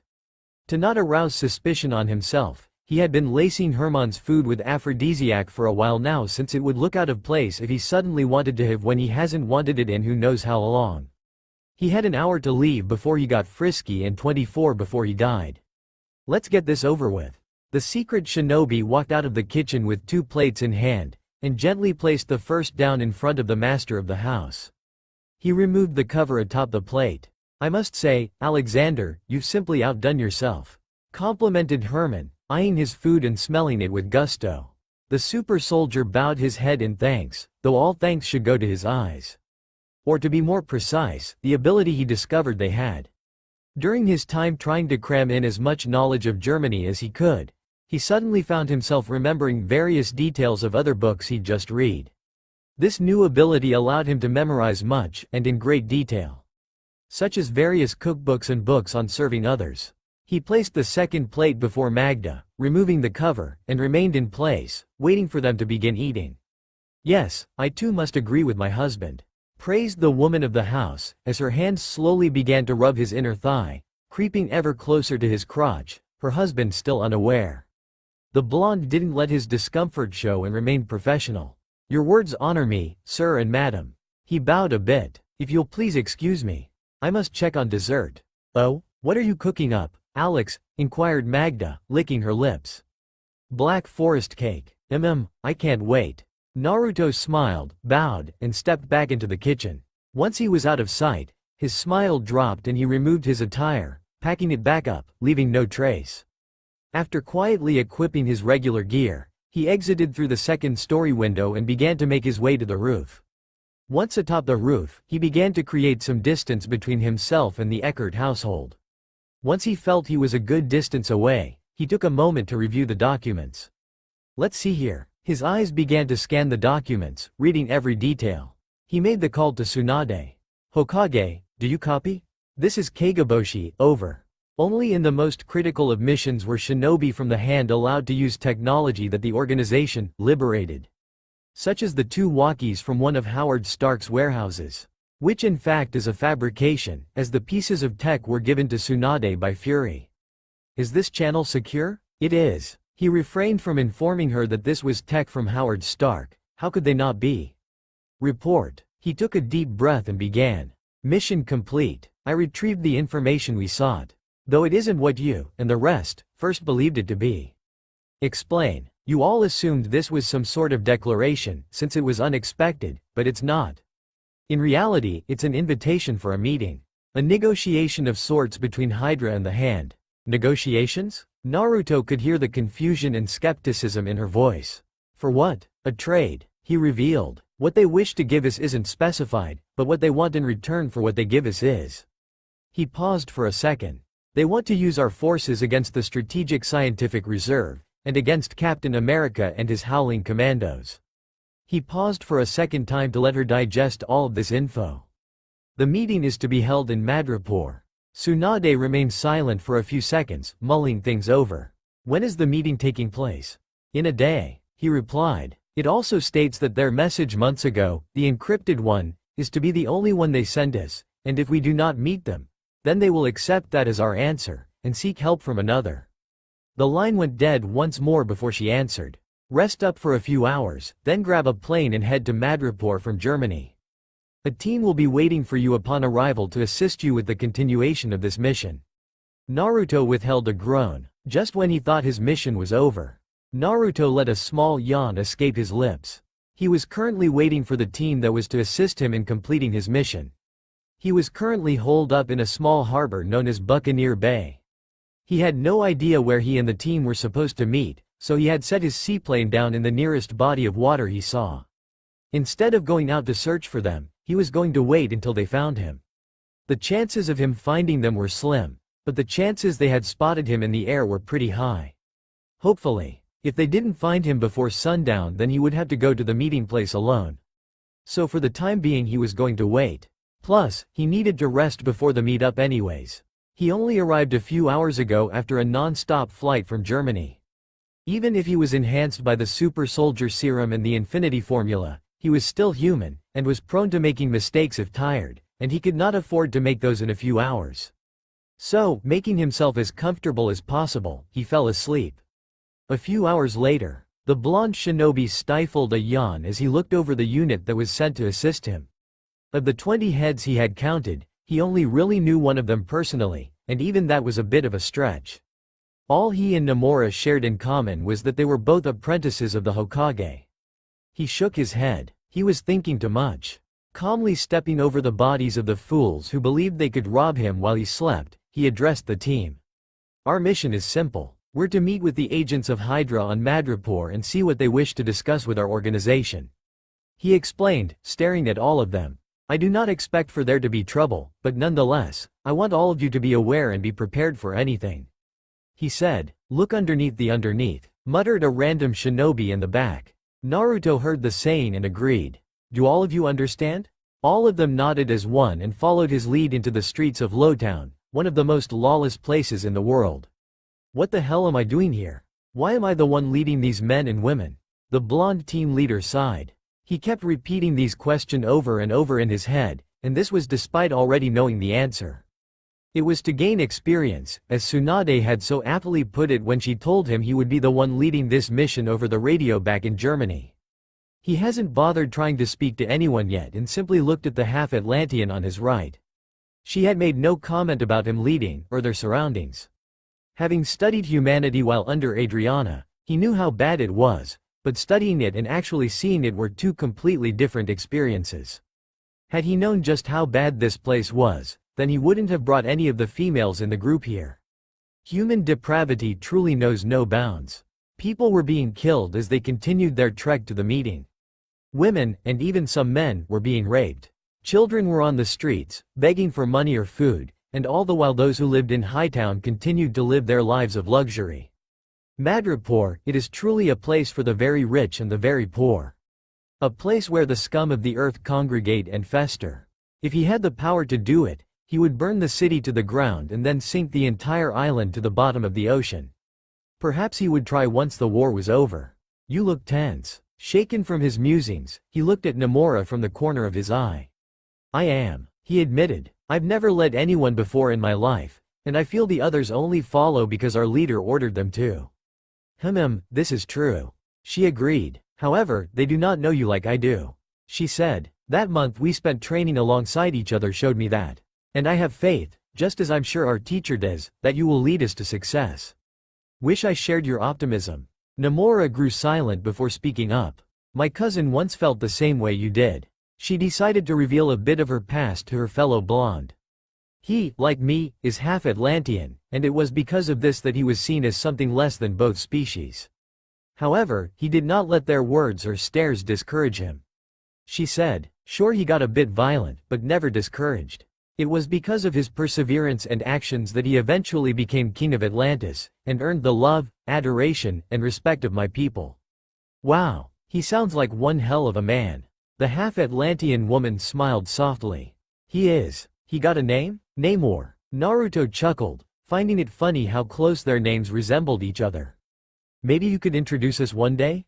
I think I could manage a small meeting between the two of you. She said, I'm sure you two would get along, swimmingly. This time he did let out a small chuckle, appreciating what she was doing. Thanks for the pep talk, Nomura, and the laugh. I feel a bit better now. He said, come on, let's pick up the pace a bit. We're almost there. It was a good thing the blonde super soldier wore a mask that covered the entirety of his face, because if hadn't, then everyone would have seen the surprised look on his face. There was a group of 10 Hydra agents before him, give or take, but they were not the reason for his surprise.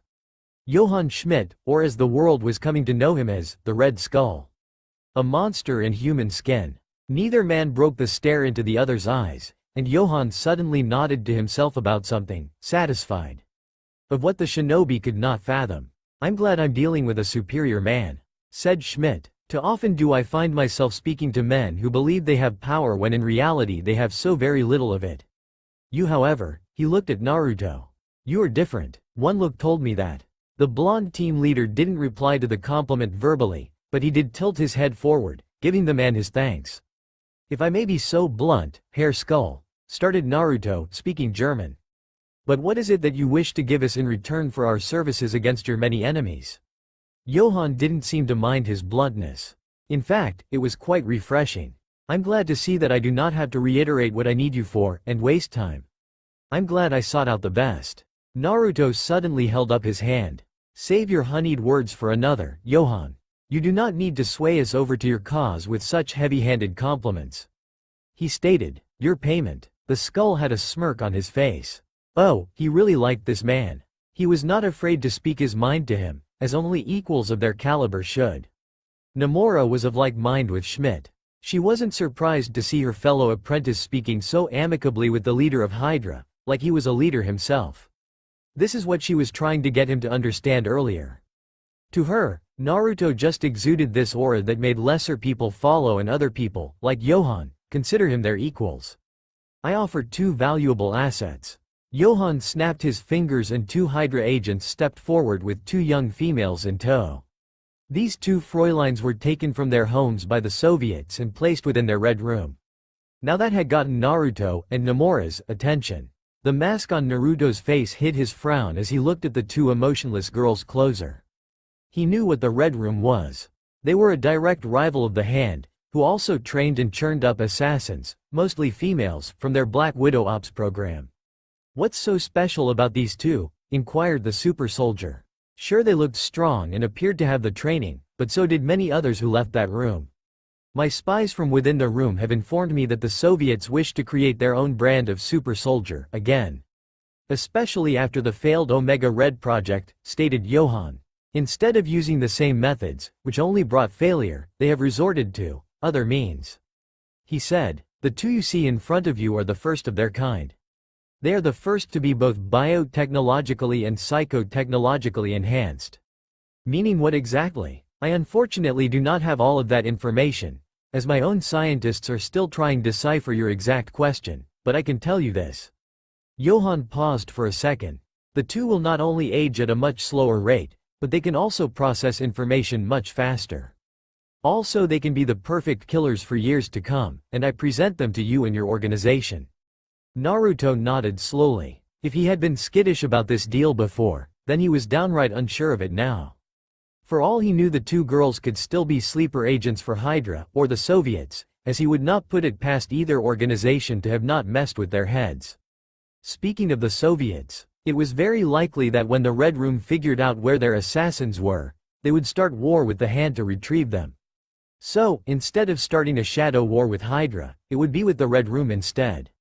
Naruto shook his head. The consequences of accepting or not accepting did not favor his organization anyway he looked at it. "What are their names?" "This one," Johann addressed the young woman to his left, "is from China. She was taken when she was but a youngster. Her name is Monica Chong. The other is from Japan. Her name is Yukio." Withholding a sigh, he stuck out his hand to seal the deal, but before the two hands could clasp, they were interrupted. Boom! Naruto wasn't near the center of the explosion, but he still felt the concussive force of the blast reach his current position, and was forced to take cover. Quickly activating his eyes, he peered through the smoke, and softly cursed. Standing opposite him and Hydra were the Howling Commandos, followed closely by his brother. Standing next to his older sibling was Bucky, and a man he did not know, though judging by the Canadian Army patch on his sleeve, he was an ally of Steve's. He scanned the battlefield quickly, and grimaced. While his side outnumbered his brother's, those numbers may as well not have even existed, what with half of his side not even using firearms.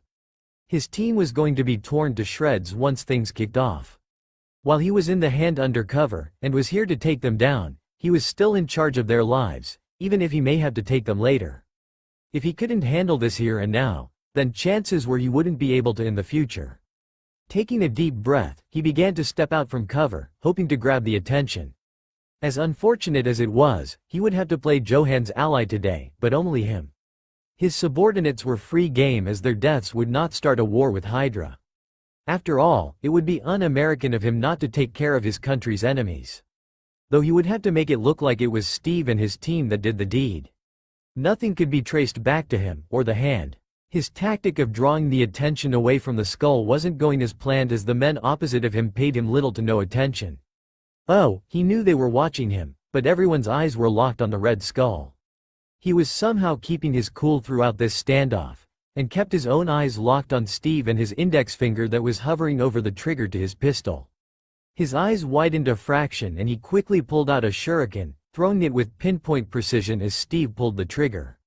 Bang! The missed gunshot rang throughout the battlefield, and all hell broke loose. Everyone who held a gun began to relentlessly push on that trigger, spraying the entire area with bullets. "Take cover," ordered the two blonde brothers. Those who were on Steve's side followed the order without question. That was not the case regarding those who were following him. 8 shinobi, 2 each from the other cages, decided to ignore the order and were promptly killed for it. Cursing them for acting stupid, he then looked to his remaining team, all of whom were from the Senju clan. They all gave him a nod. Their leader had given him the command of this mission, and they would follow, lest they end up like the others. Peeking over his cover, he quickly ducked back down as bullets came flying at him. Looking to his far left, he spotted Johann beneath cover as well, blindly firing. Their eyes met, and they nodded. Naruto grabbed a few smoke bombs and tossed them over his cover. Not a second after they had hit the floor did a large cloud of smoke erupt, enveloping the area and cutting down visibility. Johann ran out from cover, and the blonde was right behind him, covering his escape. Though he also pulled out a new weapon he was learning to use. They were called senbon, and while he wasn't very proficient in being able to kill a person with a single one, he could still hit someone and paralyze them for a few seconds. And that was all a person really needed. Using his eyes, he identified most Hydra agents and stuck them, leaving them sitting ducks once the smoke cleared in a few seconds. Shit, he thought he and Johann were in the clear, but it appears he was wrong. Steve and Bucky followed in after them, despite the dangers, and were trailing behind them. At this rate they would catch up. He was forced to stop and confront them. His older brother didn't even acknowledge him, simply going around him with some nifty acrobatics, and before he could attempt to stop him, Bucky got in his way. If he didn't have these eyes, then he may not have been able to avoid all of this gunfire that easily, and would have been hit by now. As he continued to dance around the bullets, he unsheathed one of his kodachi and went on the attack.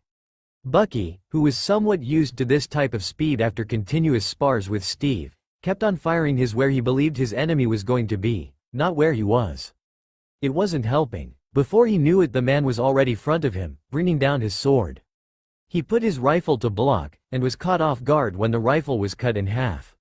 Not one to be deterred by this, he pulled out a pistol, but before he could push the trigger, the barrel was cut clean off.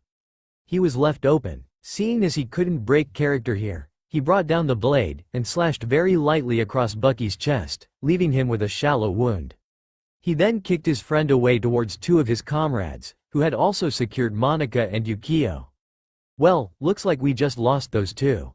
While it wasn't originally part of his plan to screw over his own organization, he was glad the hand wasn't getting their mitts on the two girls.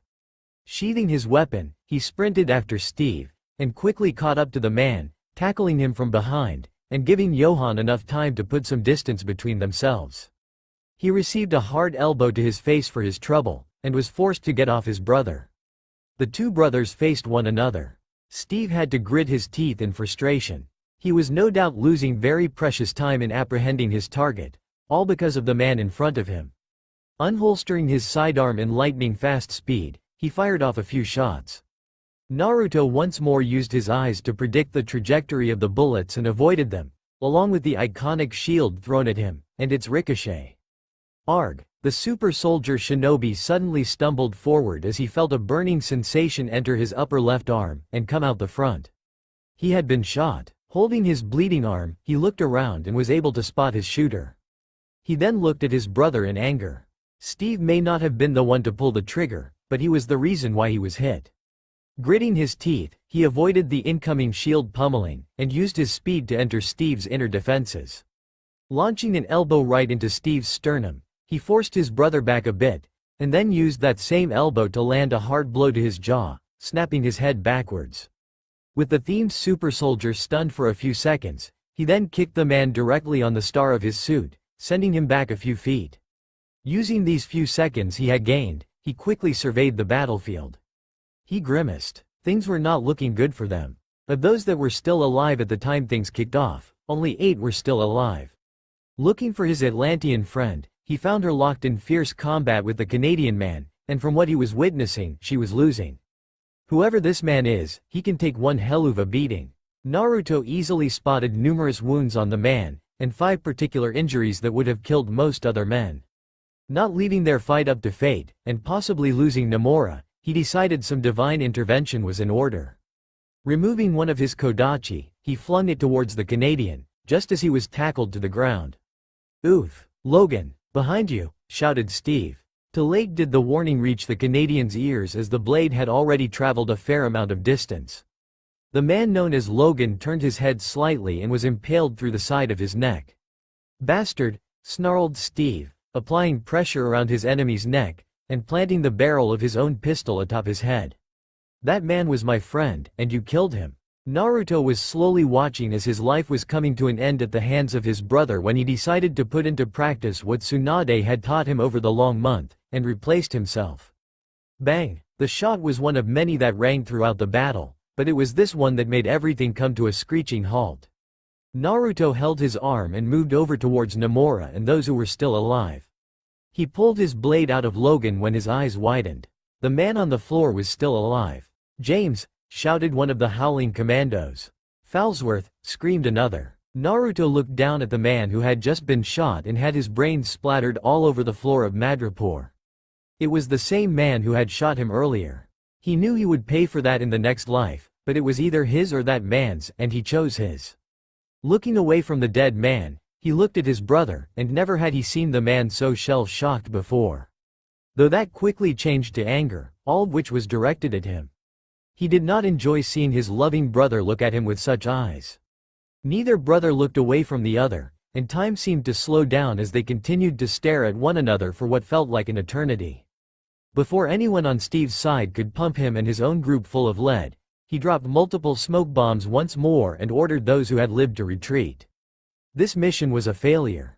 A few days later, the blonde super soldier stood tall as he repeated those 5 words once more, this time to the 5 cage in front of him. It was safe to assume by most of their looks that they were not pleased with the outcome. "Let me try and understand this," started the Tsuchikage, a man wrapped in bandages. "Instead of trying to finish the mission and die like a true shinobi, you fled. Not only with your tail between your legs, but with less than half of the team that was sent to assist you." Naruto nodded, staring at the man. "Correct," he said. "I felt it more prudent to escape with our lives rather than die a dog's death. Especially when the mission was doomed to fail from the beginning." He said. He was lucky that many had survived in the first place because of there still hadn't been Hydra agents there to occupy Steve and his team. It's possible only he and Nomura may have made it out. Tsunade knew that his jab wasn't meant for her personally, but at the entire organization as a whole for not modernizing with the rest of the world. Judging by the faces of the others, they had come to this realization as well. The 5 shadows delegated amongst themselves for a few seconds before finally addressing him. "Normally we dispose of those who fail missions or flee, especially those of this magnitude, but this is not our call to make," stated the Raikage, a very large and muscular black man. "This mission is under the jurisdiction of the Hokage." "What say you, Hokage Dono?" asked the Mizukage. "What shall be done with Uzumaki Naruto?" Tsunade remained silent for a few seconds. "A punishment. Of what sort?" questioned the case cage. 20 lashes. The other 4 slowly began to nod, accepting the idea. "Public or private?" inquired the Mizukage. "Public," she replied. "His failure will be witnessed by all, and hopefully this will deter not only him from failing in the future, but others who witness this as well." They all nodded. "Very well then." Meeting adjourned. The 4 shadows stood as one and exited as one, heading towards their own compounds to spread this information to their subordinates. Only the 2 blondes remained. "I want you to know that I take no pleasure in issuing these types of orders, Naruto," she said, "but I must make an example out of you." He nodded grimly. She dug into her pocket and handed him something. "Here, take this." "What is it?" It appeared to be an elongated quark. "Something that'll help with the pain," she answered. "Just remember to bite down on this when it all starts," she said, and left. 1 week later, the younger half of the super soldier program blearily opened his eyes after a long slumber, and very slowly began to stretch. It had been a week since his punishment, and while his wounds had completely healed, thanks to his healing factor, Tsunade was still his doctor, and as such still had say over when he could leave. She insisted he remain in bed until he could move without re-aggravating his injuries. Speaking of the blonde doctor, while he wasn't all that thrilled to see her being the one to whip him, it still paled in comparison to the embarrassment he felt at being watched by everyone. It wasn't because they were watching, but because they kept chanting his failures over and over again. Of how he could not handle the responsibilities of leadership, how he got most of his team killed, lost an alliance, lost 2 valuable assets, and how Captain America was his superior in everything. He wasn't gonna lie, that last comment stung quite a bit. He knew they didn't know he and Steve were brothers, but that didn't make it any harder to hear, since it was true. Steve was a better man than he. His older brother was doing what he set out to do during this war, and was proving himself a force for the Allies. Meanwhile, he on the other hand was being punished like a child. That being said, he stood strong in the face of their harsh criticisms, knowing full well they were trying to warp his mind. On the upside, it wasn't all boredom. He got to see Nomura more often than not as she would drop by just to talk. Her talks usually consisted of stories of her past missions, one of which caught his immediate attention. Turns out she knew who Logan was, not personally, but she had seen a file on the man, and knew a few things about him. His full name was James Logan Howlett, and he was a mutant. A person born with an extra gene that gives them mutations, which usually form into some type of ability. The moment he heard the full explanation of what a mutant was, one question shot to the forefront of his mind. Am I a mutant as well? If he was, then it would certainly explain his eyes. He would need to find out more information about this. Tsunade was also a frequent visitor, when not here as his doctor. Whenever she came, it was to teach him. Their friendship has been on the mend for a while now, and these visits only helped. Though there were times when Tsunade would try and initiate some physical contact, only to be pushed away. He wasn't ready to start any sort of physical relationship with her yet. How is the patient feeling? Fine, he replied. He would be much better if he could finally get out of here though. He muttered. The blonde cage smacked him lightly. Don't whine, Naruto. It's unbecoming, she scolded. Anyways, I've brought more books from the library so we can continue our lessons, but first, do you still recall all that you previously learned? He nodded. Yes. Our inner energy is called many things by many people, but what we primarily refer to it as chakra. It is our life force, and we can manipulate it to do many feats deemed impossible when it is applied correctly. He said, reciting the last lesson word for word. In the beginning, before he ever came to Japan or joined the hand, he would have been very skeptical of the subject known as mysticism, or chakra as they called it. That skepticism was squashed after the first month of being here. First he had seen that invisible wall, which he now knew was created with something called fuinjutsu. Then there was the path that wasn't there and then was, which was created with illusions. Then to top it all off, he had seen Tsunade spit a fireball from her mouth. He was made a believer soon after, which he was then taught some of the basics, such as the replacement technique he had used a week and a half ago. She then explained, in great detail, just what a person with chakra could really do. During her explanation, he had to assume everyone in the hand could use chakra, though if he were being honest, he had never actually seen anyone other than Tsunade use it. Regardless, they wouldn't be in this organization if they couldn't use it. Which in the beginning begged the question, why was he still there? Because last time he checked, he didn't have chakra. When he had asked Tsunade about this in the beginning, she waved him off and told him she had unlocked his using the same method that allowed him to enter the organization. That was all she had given him. He hadn't bothered asking for more information since he knew she wouldn't give him anything, simply giving him the go-around.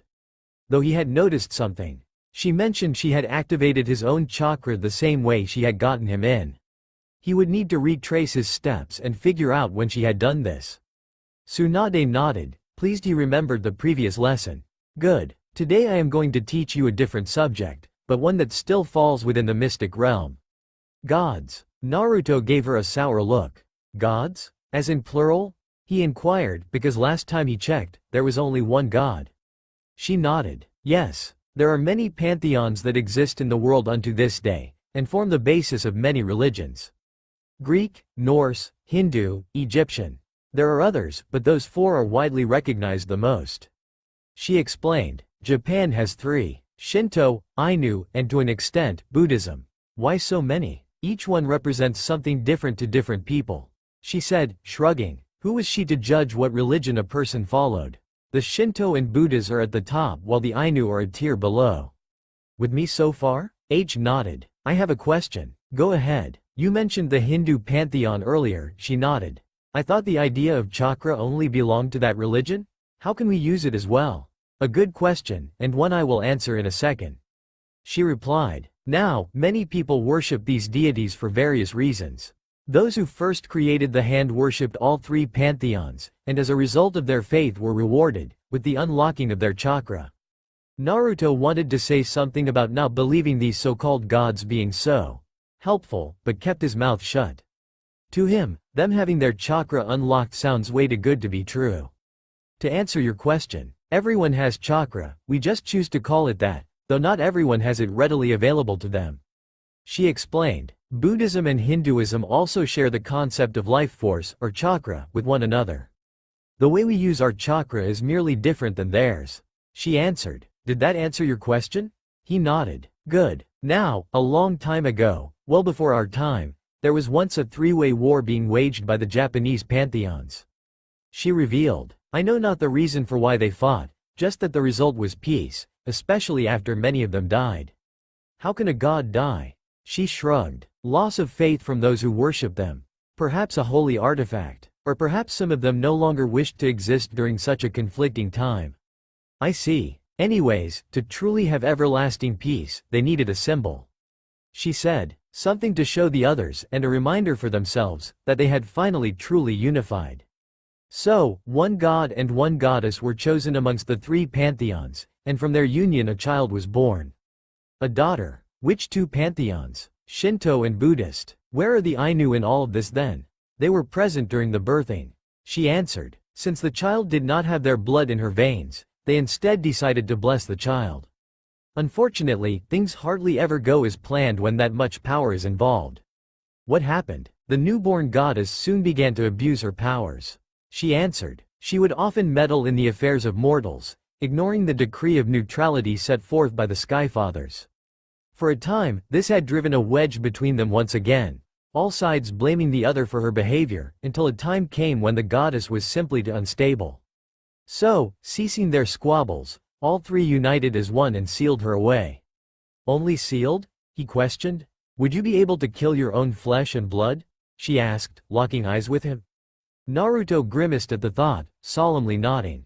He didn't even want to think about doing such a thing.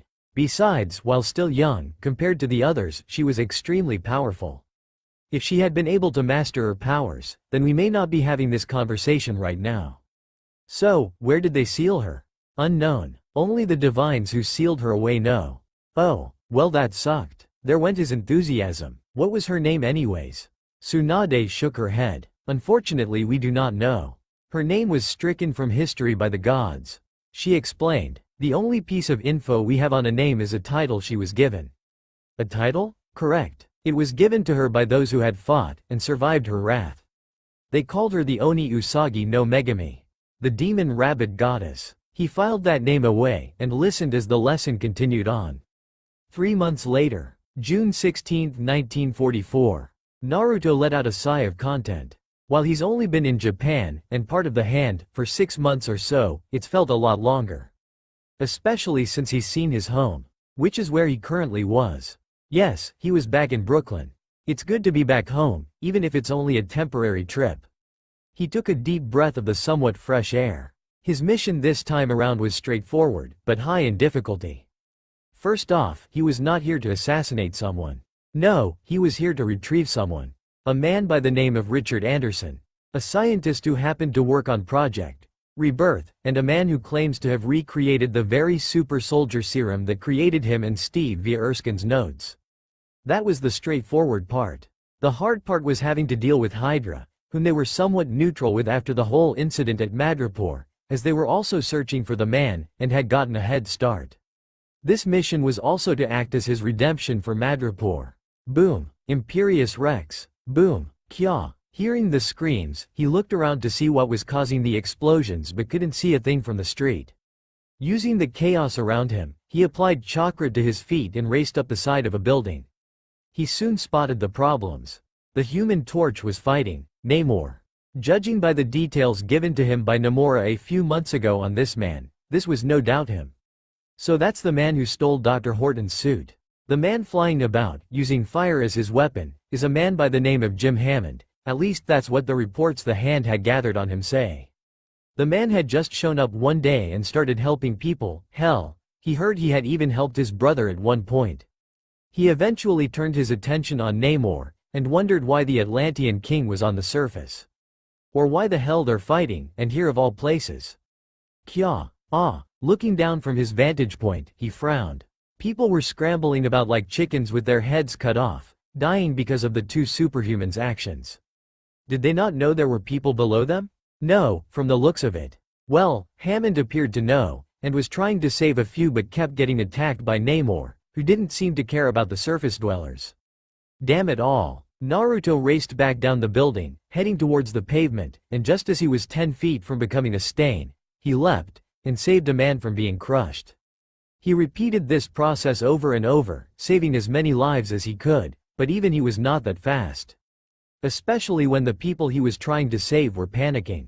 Mommy, please wake up. Hearing the voice of a child, he turned around and spotted 3 of them, from ages 8 to 10, all of them huddled around the body of a woman. Against his better judgment, he activated his eyes and took a closer look. He grimaced. The woman was dead, had been for a few seconds via blunt force to the head. "Please mama," cried one of the children. "I'll be a good boy. I promise." Naruto's heart went out to the children as sometimes he hated having these gifts. Being able to hear things like that amidst all this chaos, or being able to identify a dead body from miles away. It just sucked, plain and simple. He shook his head. He didn't have time for such feelings. Running towards the three, he scooped them up in his arms and dove out of the way as a large piece of building concrete fell. He held them close to his chest as he did not want them looking back, or hearing the sickening squelch of their mother's dead body being crushed. "Angie, kids, where are you?" shouted a man. "Please answer me." All three kids in his arms reacted instantaneously. "Papa." The older man's head snapped over in their direction.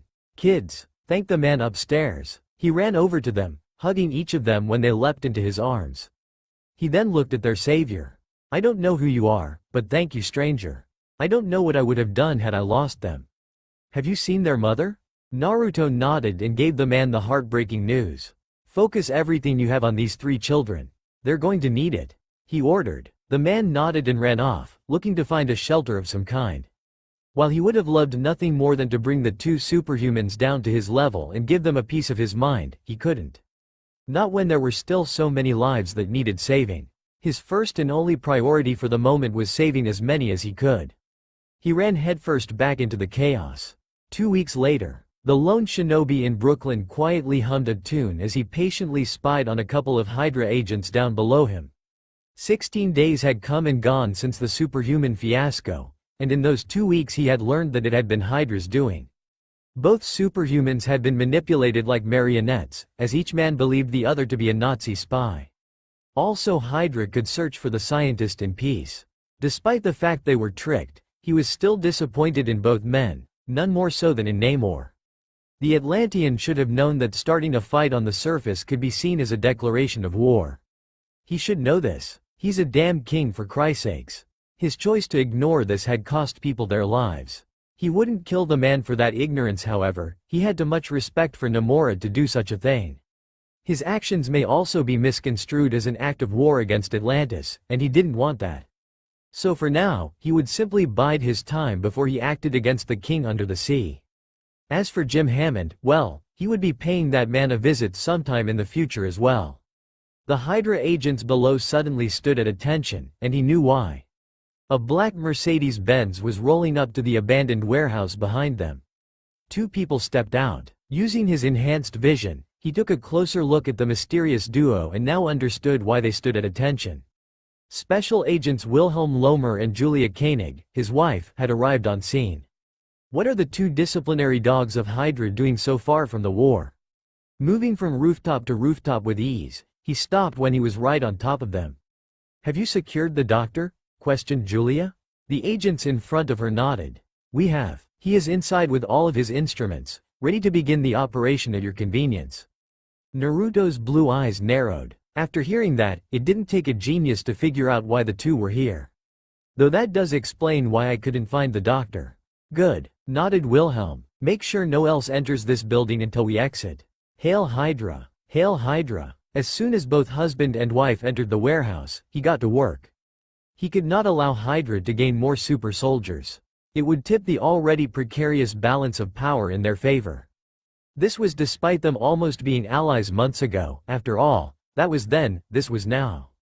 Removing 4 shuriken from his pouch, he let them fly. The first was dead before he hit the dirt, with the second following soon after. The third and fourth had heard something, and turned to see their comrades dead. The third died soon after, a word on his lips. The fourth managed to dodge the attack. Or so he believed. A little twitch of his fingers, and the shuriken began to change direction as the wire guiding it found its target. All 4 were dead within 10 seconds. Making his way down to street level, he gathered his weapons and disposed of the bodies. Okay, 4 down, 2 to go. Looking around the warehouse, he spotted an open window near the back, in an alley. Looks like he just found his way in. Having climbed through the window, the blonde found himself a nice little perch atop a wooden beam to watch the proceedings below. Are you almost done preparing, Dr. Anderson? Inquired Julia, her patience running thin. The older man hesitated before nodding. Yes, but are you positive you both wish to go through with this? He asked. The consequences could be disastrous. Enough. Wilhelm slammed his fist. We have been given our orders. We will do as Johann requests of us, and you will do your job. If you do not, then only death awaits you. The doctor could do nothing but nod. Very well then. Do you have the vial of blood? Vial of blood? The blonde watched as Wilhelm tossed a dark vial to the doctor. Hopefully Johann's blood will not empower them, muttered Anderson. Naruto nearly blew his cover by letting out a annoyed groan. After everything he's had to deal with after coming home, he comes to find out that there was no serum, no real serum, just the failed variation that made Johann what he was today. He had completely wasted his time on this wild goose chase. He sighed internally. Still, on the off chance, I can't allow these two to become super soldiers like Johann. Patiently biding his time, he watched as the doctor began to work his magic, pushing various buttons, pulling levers, and then strapping in the two agents. That was his cue to make his appearance.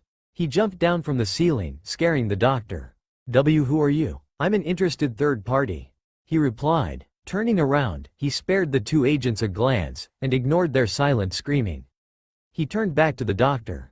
Don't inject them with the vial of blood. Naruto tossed him another vial. Inject them with that instead. What is it? Poison. Anderson nearly dropped the vial. Poison. I can't inject them with this. If they find out I was the one who killed them, then they'll find me and kill me. You have a valid point.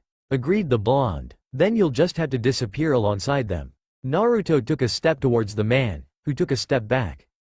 Apply the poison, doctor. Not really having much of a choice here, he did as told. There, it is done.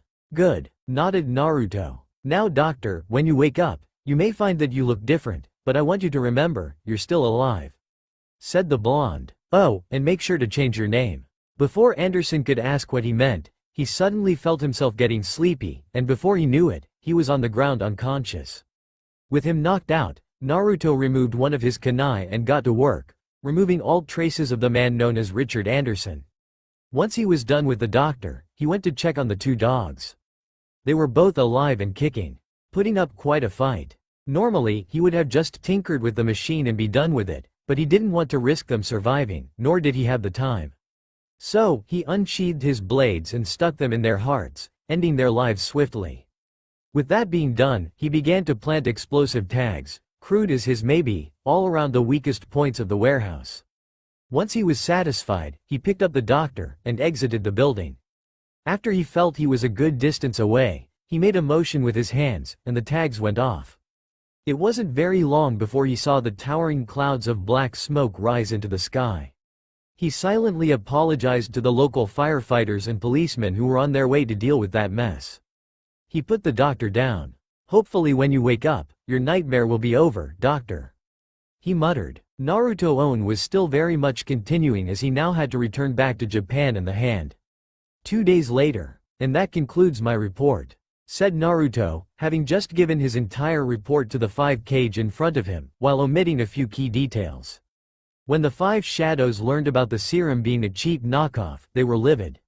However, that soon turned to pride, as he had told them he would not allow another country, or organization, to be better than them. His words were like music to their ears. Not only had they placated the cage, he had even been bumped up in rank. He was now a Chunin. Very well. Thank you for your report, Chunin Uzumaki Naruto, said Tsunade, sending him a small smile. He bowed, sending her a microscopic smile of his own, and abruptly left. Instead of celebrating this achievement with Nomura, as they had done so when she was promoted, he decided to head straight home.